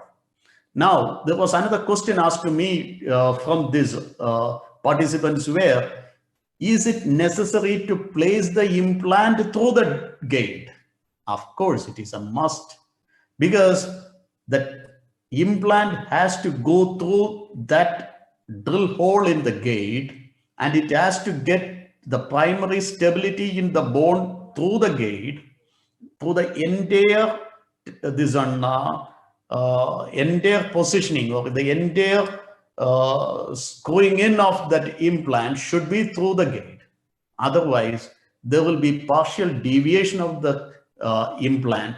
Most of the times there will be a crustal deviation of the implant, and the apical deviation also can happen for an implant that will change the trajectory what you have decided. You may lose the parallelism, you may lose the primary stability, and implant may not be in the right place as you decided. never mix and match the drills. That means use the specific drills for the specific implant system. If you are using Straumann, use the Straumann's digital kit. If you are using Nobel Biocare, use only that kit. There is nothing called as universal system. All the drills are different. The drilling protocols are different. The core diameters of implants are different. The entire protocol and the entire thought process by which they have developed that digital scenario is different. So confine to that implant system when you work in digital scenario. Then the fourth one is never skip the drilling sequence, because drills are designed in such a way that first drills will take away the soft tissues, then it will gain the primary access to the bone. That means that drill is designed to enter the cortical bone in that area. The second drill is to guide the cortical bone. It is to drill through the entire cortical bone. And then the depth limited drills are designed in such a way that it will go through the entire osteotomy, whether it is a soft bone, whether it is a hard bone, it will create the same size osteotomy that of the drill. So if you work with minimum drills, what happens is the cortical bone will give resistance and the implant drills will start drifting to the softer areas and you will lose the direction. And one more thing, the chances of gait fracture is more at that point. So never mix and match or never miss the sequencing of the drills when you use a guided surgery. Now, have a cross check at every step. First, from the acquisition of CBCT, then acquisition of intraoral scanning, then very, very careful at the time of merging these two files. And if that is not accurate, your accuracy of your patient is different. Like you are not creating a virtual patient with the same accuracy. Then what is the point in doing a guided surgery? Then coming back to the gait fabrication, then coming back to the implant planning, you have to have all the principles in mind of an ideal implant placement in terms of soft tissue thickness, in terms of angulation, in terms of depth, in terms of its prosthetic height, in terms of its connection, whether it has to be infra-bony, whether it has to be equi-bony, this one placement, all these things have to be kept in mind and then do the planning. Then come back to the gate manufacturing. Have the same planning shifted to the manufacturing gate system, that is R2 gates or R2 wear or any Procera milling system. Get the gate fabricated in its maximum accuracy. Then the guided surgery is going to be very pleasant and very uneventful, and it is going to be appreciated by the patient. This is the case what I showed you through my mobile, so I am just skipping it. Excuse me for this technical problem occurred, but we managed to discuss an anterior case by that time. And now going back to another case where my participants wanted to see the full mouth rehabilitation, what do we do with the digital protocols? That means a digital FMR protocol.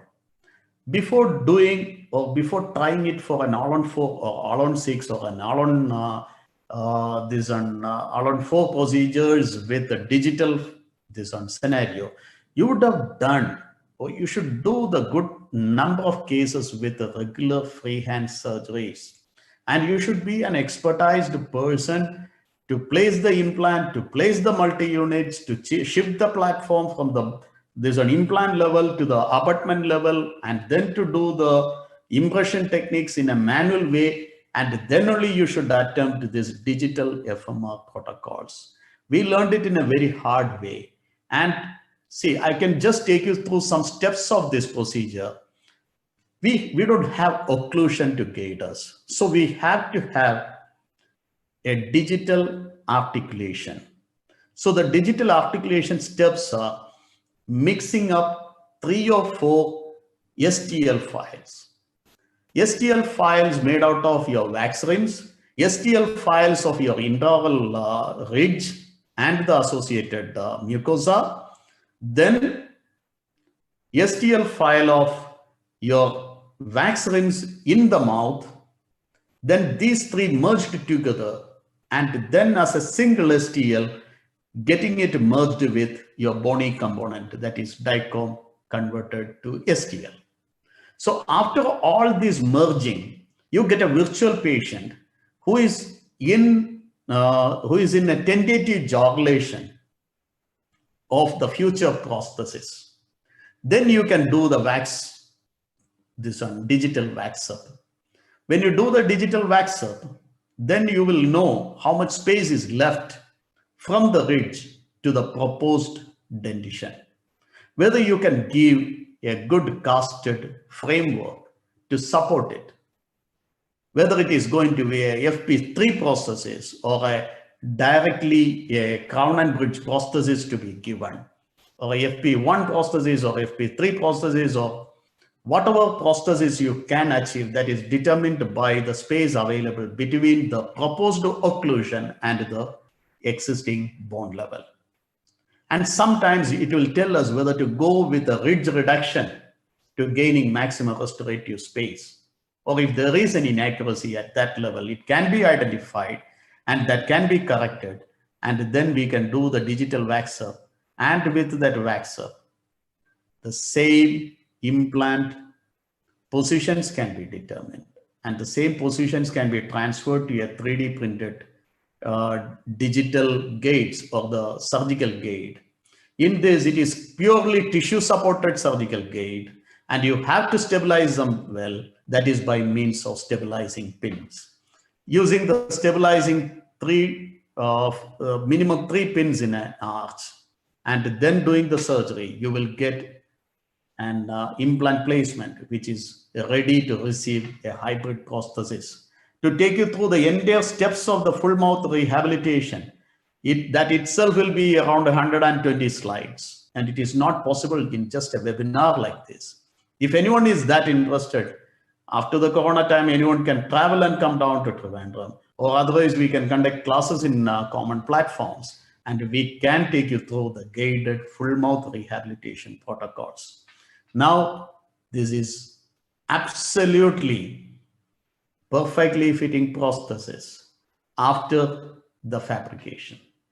The chances of you going error. And there was a question asked by one of the participants in advance: is it necessary to do a Jib trial? Of course, before acrylization or before doing any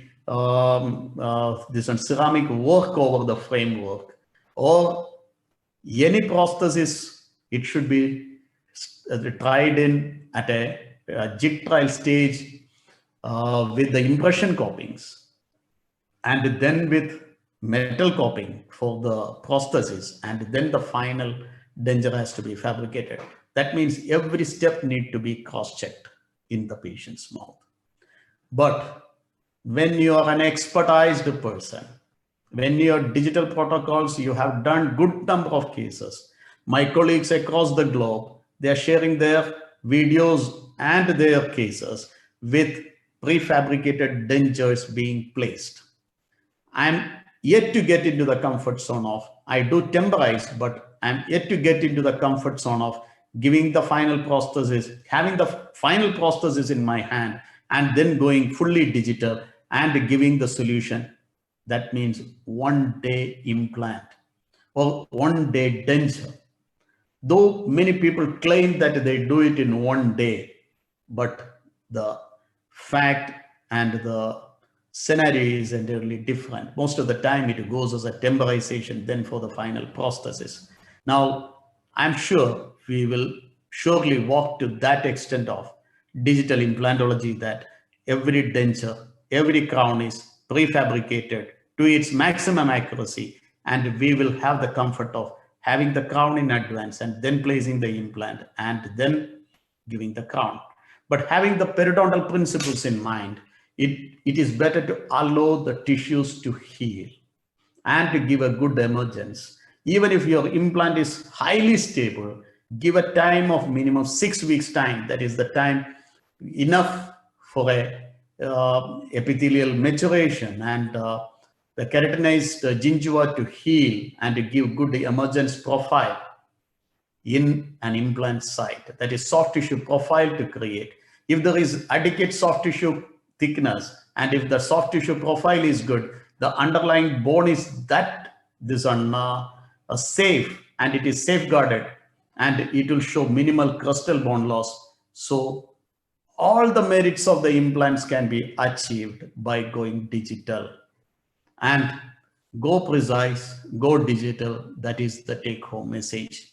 Now, let me show you one more case, because so many questions are asked on full mouth rehabilitation using digital protocols.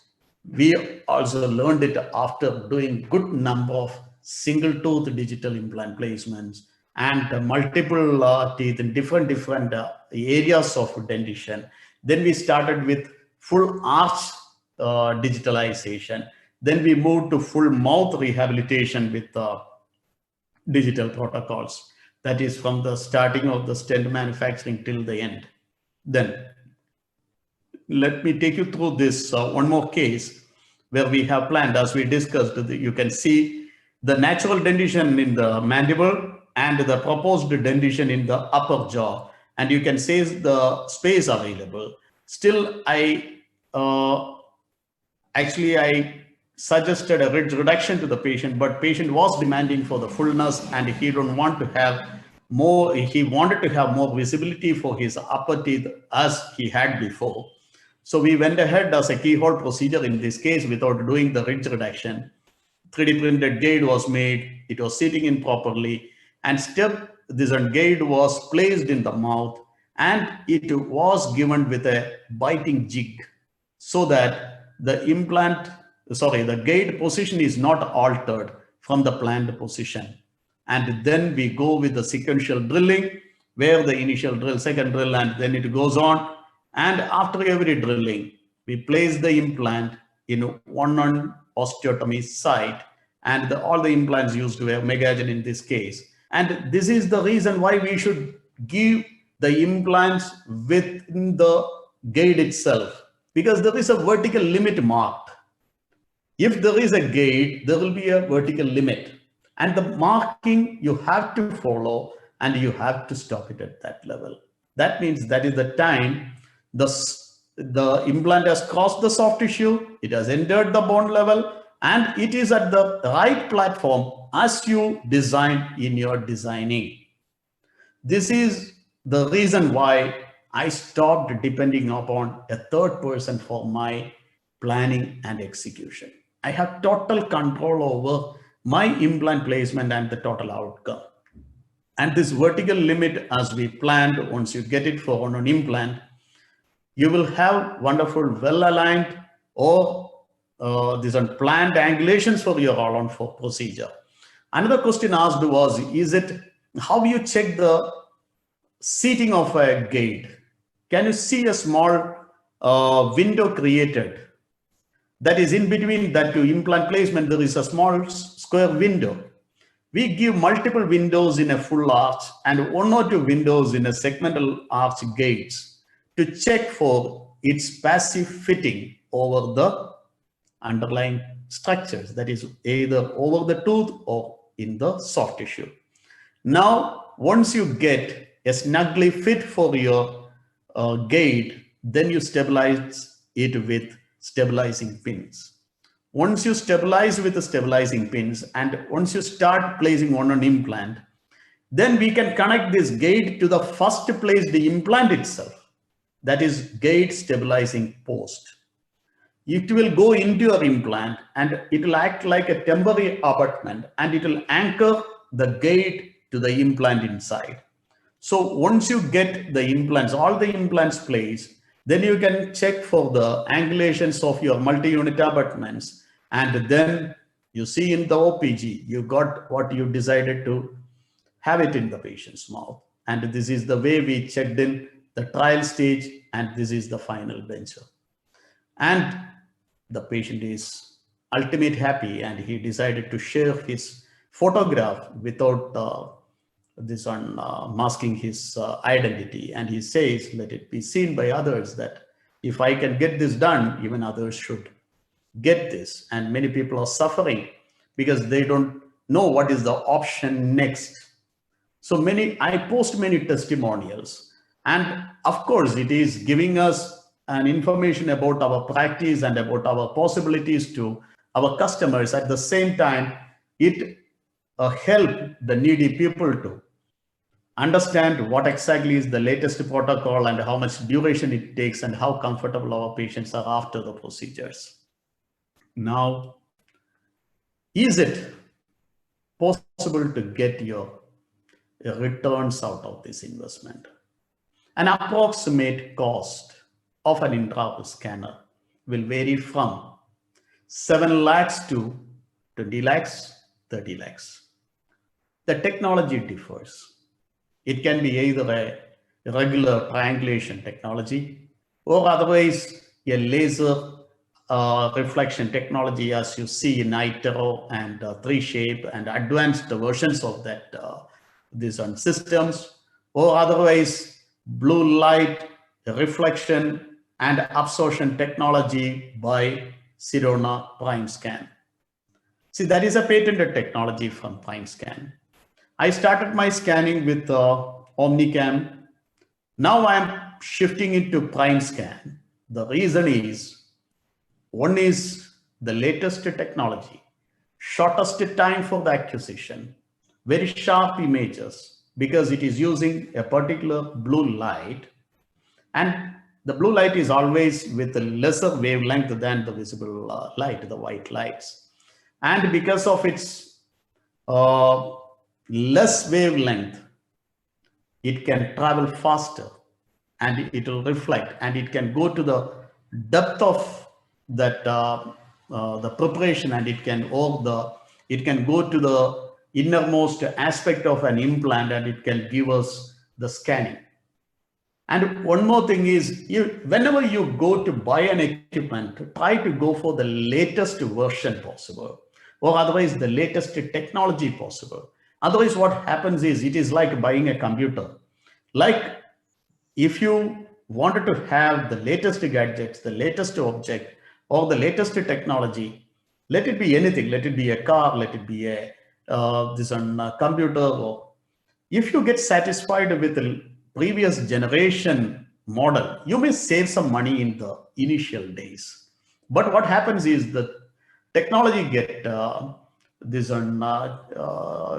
will be technological advancements, and there will be a lot of changes happening in the protocols, and you will feel that your equipment is inadequate to perform in the latest possible version. Then you will try to change the model. That is the time you spend more.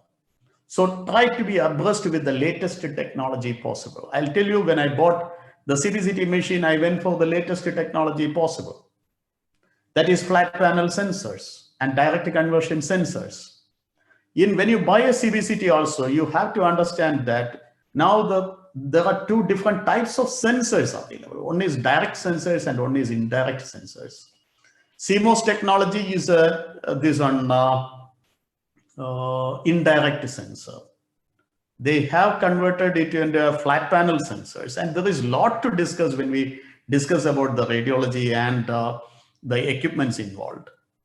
So if you get a direct sensor in the sense the X-ray energy is getting converted to the electrical signals directly. But an indirect sensor is where the X-ray signals are getting converted to the light signals, and the light is getting converted to the electrical signals. That is happening in the phosphorus plates and CMOS technology and CCD technologies and so on. So when you wanted to go for an equipment, at what price, what technology you are getting, you have to understand. You can take help from the vendors, or you can take help from the literatures available. And you have to go through in detail before buying an equipment, so that you can use that equipment minimum for 5 to 7 years. If you can use a technology for 7 years, I will say your return of investment is paid back double if you have used it in its maximum utility. The return of investment is nothing but return benefit divided by your investment cost. How an equipment gives you a return, especially when we talk about the digital dentistry, lot of gadgets we talked about, CBCT machine, intraoral scanner, then the 3D printer, then the software is involved. One software costing around 3 lakhs and 5 lakhs rupees. And all these softwares and all these parameters will come to your help to refine and to fasten your process in your hospital or in your clinic. So if you have a busy practice and if you have to spare 1/2 day for a implant procedure, then you have to surely think about a digital scenario. Your one chair time, if it is saved around 80%, then you are saving a lot of time and you can use that time for many other activities. Nowadays, every day I have a homework to sit with a one-on digital scenario and to do the homework and then get back to the clinic. In the clinic, my time is more productive. So that is giving more value for my time in the clinic. So the return benefit is direct and indirect when you save time. I will take you through a little more thought process. The direct benefit from a CBCT, you should not expect that as an ATM counter, that you have put some money in the account, so whenever you need, you should get it back. No, it is not that way. Actually, you should patiently wait and you should assess your practice, how much it has grown after the CBCT or OPG or an equipment has come into your practice. Is the conversion rate has increased, or is it only the income what you have generated out of that machine? It is a smaller thinking to see how many OPGs I will take or how many CBCT I will take to get my returns from that machine. With that information, what you gathered of a particular patient, how you could tell the patient or educate the person to get him into your chair to do the procedure, and the acceptance. I will tell you the acceptance level of the patients is high when you show them directly in their scenario. It is not showing some other case. When you show the patient's own bone and this is the volume you have, this is where I'm going to put the implant, this is where I'm going to give you the crown, this is what the technology what I am going to use, and this is the time I am going to take. Then the next question will be, when can I come and get this done? That is the acceptance level from the patients on digital protocols. So it is your duty to tell the world that you have an equipment which can perform much better than what you were doing before, and it is the latest and this is the future of dentistry. Then that is indirect benefit, the conversion of the procedures. And the direct benefit is from the money what you have charged for on an imaging or on an protocols. Even for the guided surgery, we do charge the patients for the guide, for the planning, for the implant, for the surgery, for the prosthesis, all separately. Now they know if they have to cut down, where they have to cut down in the cost. I tell them I can do this in a digital way with X amount of cost extra. And if you do it as a freehand surgery, this is the cost. So we cannot do these things just for the fun's sake. We need returns. Of course, the return will come if you educate the patient and tell them that this is what you are doing and this is the benefit what it is going to give him because of this particular procedure. More number of patients will walk in because they will feel that this practice is more modern and more advanced and more precise, more predictable compared to any other practice. It is not a showbiz.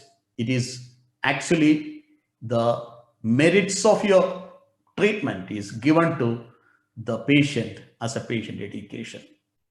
So now I don't think anyone will have a second thought about having an investment and saying that, oh, I invested this much and I have no returns.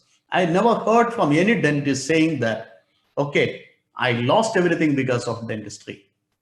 No, dentistry is profitable. Dentistry is paying if you do that in a justifiable manner. Even the patient should understand that the charges what he had paid at the cash counter is worth for the time and money what he is spending is actually the treatment what he is getting is worth for that much of amount what he is paying.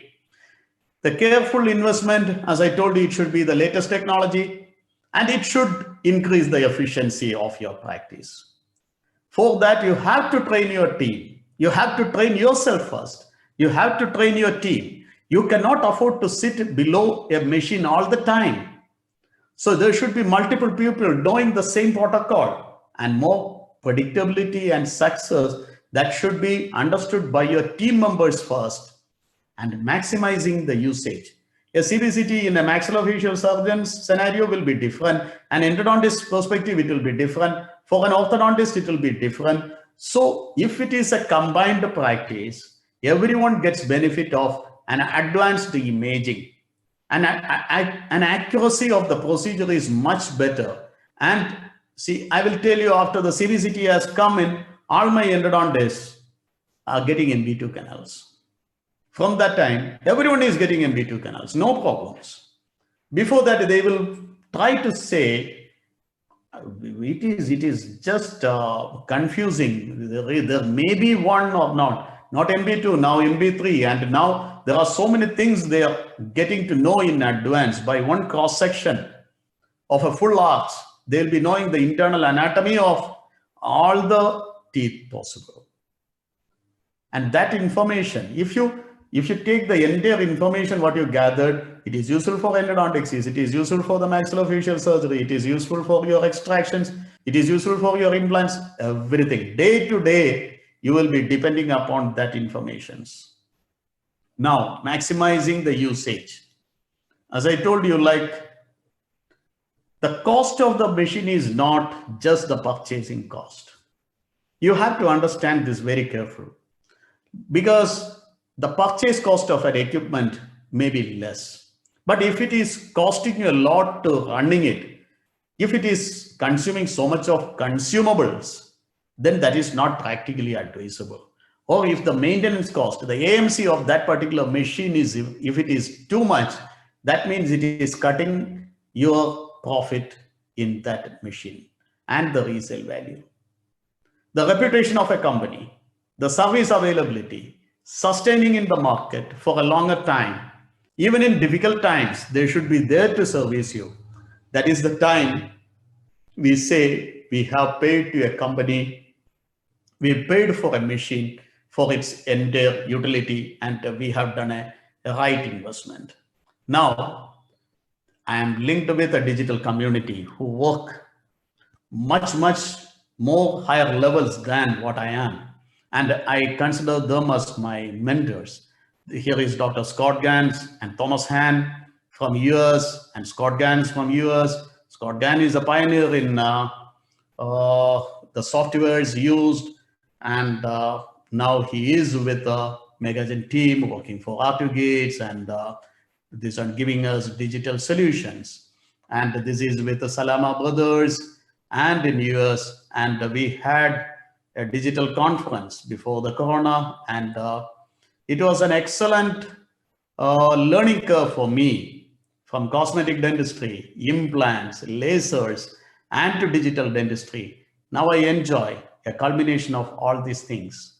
And I should thank Dr. KB Park, CEO of Megagen, to understand my capabilities on inviting me to his scientific platform, that is MINEC.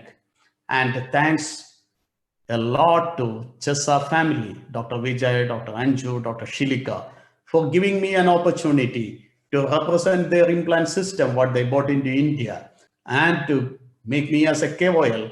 And by becoming an instructor or a teacher, I started learning more. That is actually the fact. To take classes, to give more lectures, we started learning more. I have to thank my entire team, Kamala Dental, to stand united in all the hardships what we have gone through, and in our good and bad time, we shared our thought process and our merits, and I owe them a lot. And they are with a lot of commitment, they are working together. And especially in digital, they see all their hard work has led to Kamala Dental becoming an NABH accredited institution and a research center where there is a lot of research activities, especially in digital dentistry is happening. We are doing a lot of comparative studies. And whenever I do something good, there is a backup team to support me. That is my Kamala Dental team, and as well as my own family. My wife, my daughter, my family members are too much supportive. That is why I could do these investments. But after doing these investments, and I could show them that it is productive and it gives you the returns and it gives you a cutting edge over the other practices. I have to extend my sincere thanks to this special person who stood from the day one in learning digital dentistry. Attending the classes, taking down the notes, online classes, and working together and doing one after the other experiments with softwares and 3D printing and taking it to a refined protocol in our practice. She did a good job. And thank you, Dr. Brenda, for being one. And every different level of your practice will demand a different you. I hope this lecture gave you an insight about how the digital protocol is and how much it helps in improving your clinical efficiency, in getting a precise and predictable outcome for your patients, and in upscaling your practice from one level to the next level. And now, thanking you all. If the moderators allow and if there is time permitted, I will take you to two more questions, which is absolutely out of this topic. That is one about mucormycosis. I will say a clinical case coming to your practice like this. This was a question asked by one of the participants. That is why I am putting it in, because I have shared these slides and other things in so many groups. Maybe after seeing that, he had asked a question. And what is the importance of this digital scenario and digital gadgets and the advanced gadgets in COVID scenario and in mucormycosis cases? See, this case was referred to me by an ENT surgeon, and he didn't suspect a muco. Actually, he was telling me like this patient had swelling of the face, and he had ear pain, and he came to me, and I did examine the patient, and then I sent him. See, there was nothing noticeable in the ENT side, so I sent him to another maxillofacial surgeon. He said that there is a periodontal problem, and he extracted 2 teeth. After extractions, the pain is not subsiding. The patient is still in discomfort.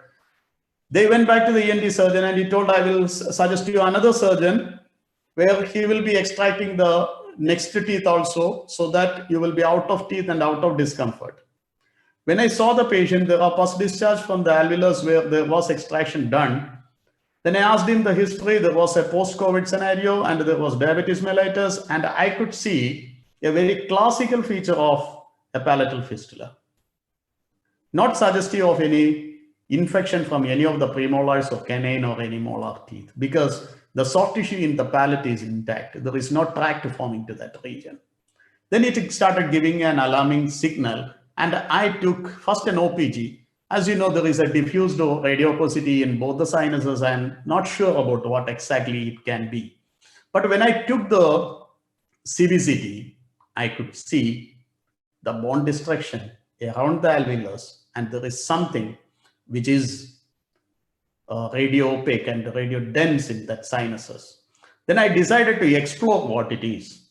I opened up the extraction sites. I opened and I saw there is a black discoloration, which, see, I know from the CBCT that if I do this extraction, I am directly into the sinus. Then I decided to extract and see whether the sinus is draining through that. A maxillofacial surgeon who knows how to close an oriental fistula will surely do that. He will drain the sinus through the socket, and he will wait for the oriental communication to close with a good flap. So I decided to open, and I did the extraction of that remaining 1 molar. I could see that there is no discharge. It is like a gel mass inside. I literally looked into the sinus. It is black in color. It started giving me suspicion about something what I was hearing every day.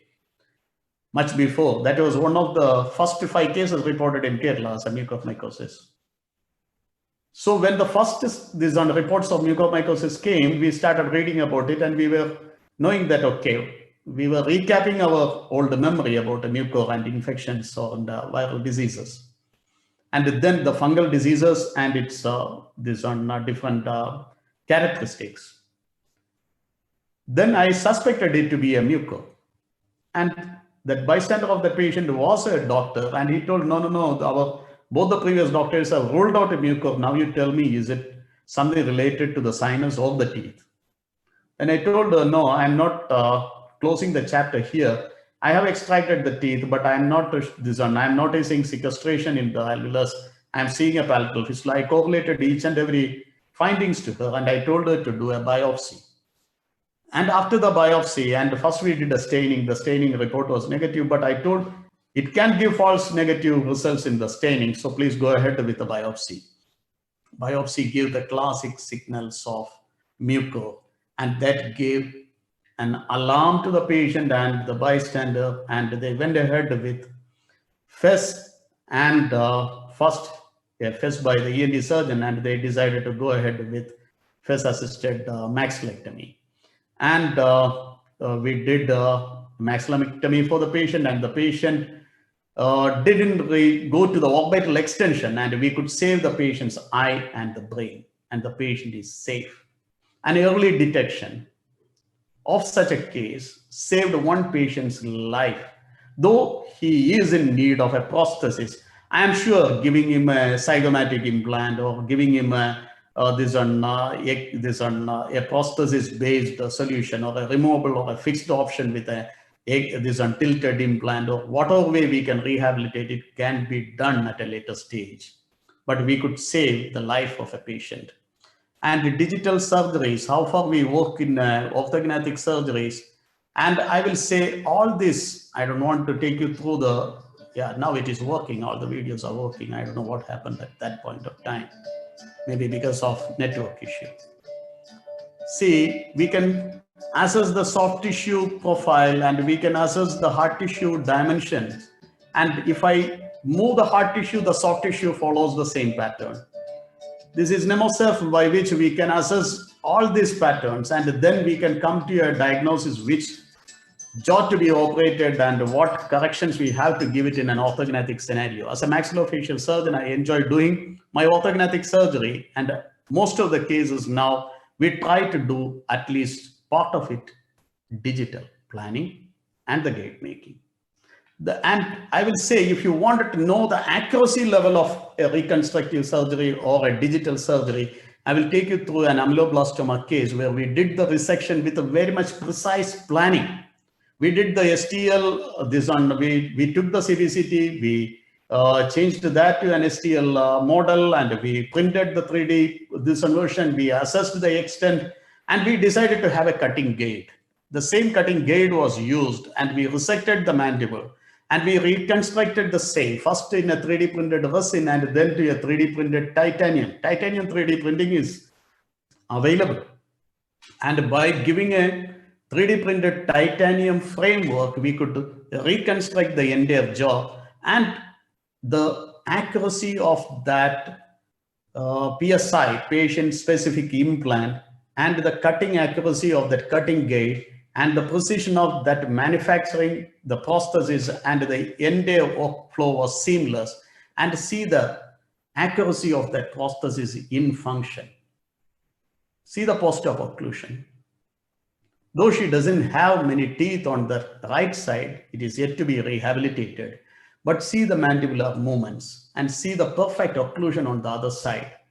Mandibular length is not altered, and the continuity of the mandible is intact, and the function is restored. The patient is happily in her third year after that reconstruction.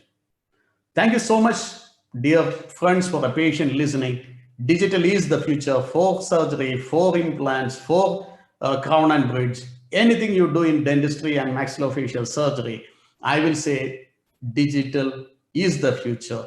And I think I have taken more time than expected. Sorry for that. And I would like the moderator to come in and tell a few words about any more questions asked by the participants if I have the time to answer, or otherwise you can write to me and you can contact me anytime. And the presentation is going to be on live, I think in the channel for another 7 days time. I have accepted the proposal to keep that for another 7 days.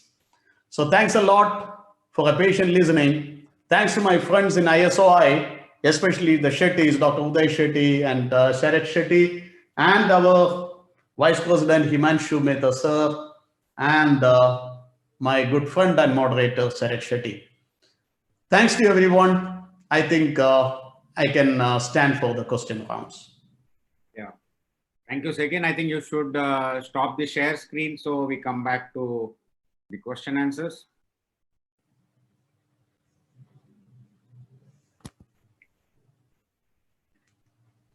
Wow. I think that was a well spent evening. The way you have put the whole knowledge in a very systematic manner, I think I must say that it was also digitally presented through your mind so that it gets well embedded in our growing mind. I must put a comment that the expert today did not give any excuse, because I think he did his planning well as far as the presentation was to be done. And of course, he came out of the small glitch that happened and he found alternate options. So I think in digital dentistry also, we have to have some lateral thinking when we get stuck. For example, as you said, if your drills get stuck or something, you can, and of course, that's where experience counts. So as I said, the expert did not give any excuse, as his, I like this mantra about 80% planning and 20% execution, because I think the 20% takes care if the 80% is done well. So kudos to all your work that has impressed one and all. I've been getting lots of messages on the quality of work that you do besides the presentation that you've done today. Thank you very much, Dr. Segin. I'm sure that there'll be some questions coming in. We may post it and take your time out and reply them. But I might have some queries come up in the last some time. So one of them was that, is there a concept, something called as a universal guide, as some companies have been promoting? Is there any opinion of yours? See, it is all about precision. Why we do gated surgery is to get a precise job done, right? See, if it is just for your understanding where to position the implants, then a semi-gated protocol will do. That is pilot drill gate. Yeah. That is a 2 mm drill gate planned and given to you. Right. Okay, this is the position where you have to keep the implant. After the first drill and the second drill, you go directly, remove the gate, and then you go in a manual way.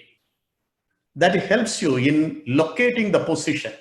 Correct. But it doesn't solve the problems of the drills getting tilted from the first to last, or you lose orientation. That is one thing. I agree with you, what you said about the implant losing its direction because of the softness of bone and the rigidity of the guide always lets it go into in one place.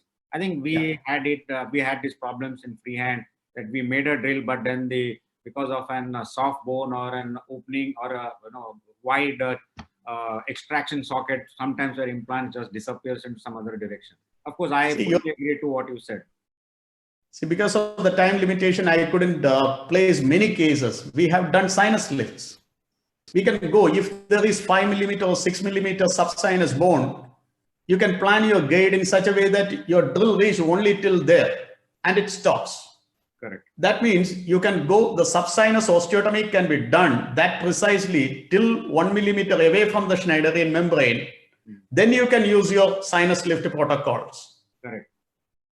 Excellent. And one more thing is, when you do a gated surgery, can we do the soft tissue procedures along with it? We can very well do that. How we do it is, we know the volume defect in advance by the soft tissue profile and the hard tissue profile. So we decide to go with an implant to a 90% this is an accurate position. That position is accurate and with 10% soft tissue and hard tissue defect. After placing the implant, you can open up the envelope. Correct. and you can see the amount of crystal bone, the amount of implant threads visible or the crystal part of the implant visible, you can augment there. Correct. Isn't it that better? Of course. I think Than augmenting, waiting for so much time for the bone augmentation to heal and then to get the exact depth and the dimensions of that osteotomy what you need. correct. You plan that augmentation in advance, then do the osteotomy, then open up. Correct. Then complete the augmentation and don't do the immediate loading. Wait for the healing. Correct. Even the soft tissues for that matter. Correct. We can do soft tissue augmentation. Let it be a connective tissue grafting, let it be a free gingival grafting. And this one, both can be done after the guided surgery and simultaneously along with the implant healing. That is cutting short the total duration of time for the procedure. Nowadays, no one likes to have 3 months and 6 months protocol. Yes. The time is gone. Correct. Fine. So If the soft tissue thickness is good, it is a matter of 6 weeks maximum. If the patient is in a hurry, do that and place the crown and tell them to come after for a refixation of this prosthesis. If there is any alteration to be done, we will do it at that point of time. okay. If everything is fine, leave it as such. Don't touch it at all. So the only thing that we wanted to find is that when you use your drills through your guides, would you want to place the drill and then start the turbine, or would you go in? No. Always the drill should be running when it enters the gate. Okay. Because if you have the stagnant drill inside a gate, and if you start rotating, you don't know at what angulation it is going in. Okay. Or it can cause the gate fracture. Fine. But the only worry was that would you scrape out some of the lateral walls, whether it is in metal or plastic, and have an issue associated? No. One company gates are manufactured in a specific way. Correct. The Megagen R2 gate system doesn't promote the sleeves as such, because the drills are designed in such a way that it is very smooth, the core, Okay. and that doesn't give that much of friction. Okay. And the extended drill itself is a peculiar design. And increased osteotomy is only after that drilling the gate area. After the gate depth only the drilling protocol starts. Okay. So the dimension of the drills at every drill is same except in the working part. Okay. But the other drills are designed in a different fashion. Okay. Where they use sleeves, reducers. Correct. There you need absolutely a metal to metal contact. That is where the metal rings are of use. But I have seen the disadvantages of metal rings. The rings coming out of that 3D printed model during the drilling. The rings being loose. Then you start as a guided surgery. Then you end up in doing a manual surgery. Or the conventional surgery, like the regular conventional freehand surgery. Correct. So that is not acceptable. Like, see, we have come out of all these things. Like, how a person develop his protocol is like trying out something, having a mistake, learning out of that, why it happened, Correct. how it can be rectified. You make mistakes, 1,000 mistakes, but never repeat even one mistake. Of course. Never repeat that mistake again. That is the lesson. Correct. So to avoid such mistakes being repeated, we have to change. Correct. We have to change from this equipment, the drills, the system, the implant maybe. So we constantly go with the change what is happening. Now, the other thing that, your office seems to be well equipped with both hard and soft wares and of course, people driving both of them at your services. So you know how to use them. But I'm sure there are dentists across the country who would not have them. So they may only provide some information to the lab, who with their own wisdom will design something and send you back.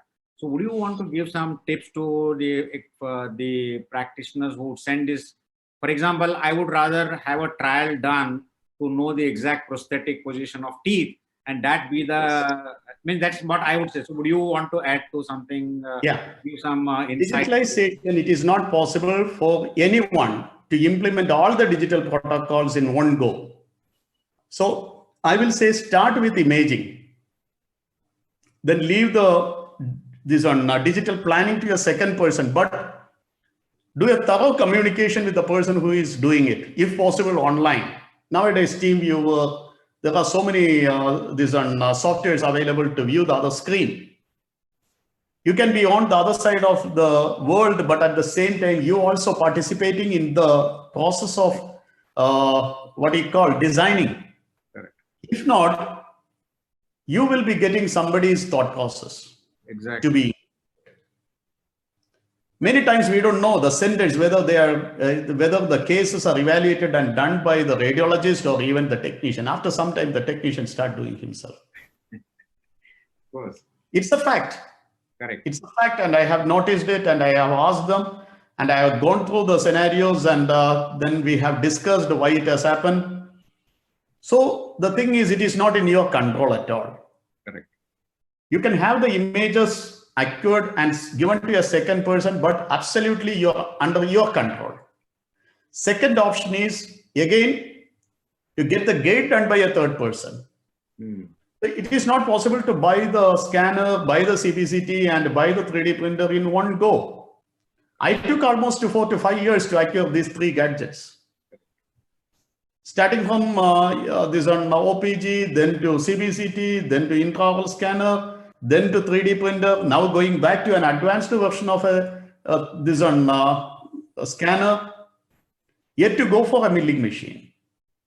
Even though I know that milling a gate is much superior compared to 3D printer, we try to fine tune the 3D printing every time so that we get the better results. Of course. So it has to be constantly monitored, and you have to spend time behind this. In learning, executing, buying the gadgets, and understanding it thoroughly. No one reads even the manual. That is actually the fact. Yes. Yeah, thank you. that is a story scenario. Quite a entertaining and useful evening with you. But one of my small worry is that if everybody happens to go digital, I think the skill part of it will be killed, is what I think, So there I will come to it. I'll come to it. That is what I told you. This is not the solution for your expertise. Correct. This is to refine and to fasten your protocols and your procedures in your hospital. See, it is told like the digital dentistry or digital implantology is like what electricity did to the candle business. Correct. How it happened. At every home there is a candle, even now, right? Why it is kept? As an emergency resource. Correct. So that even the manual version of the same should be there with you.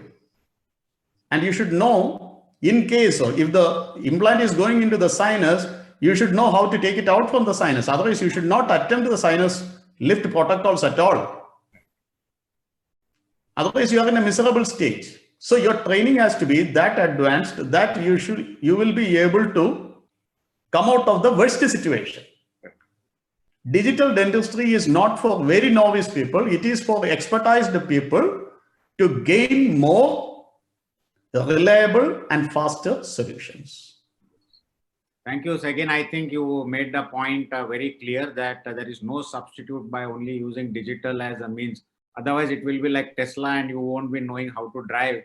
You'll just be a co-driver. And then when there is no power in the car, I think you'll be stuck forever.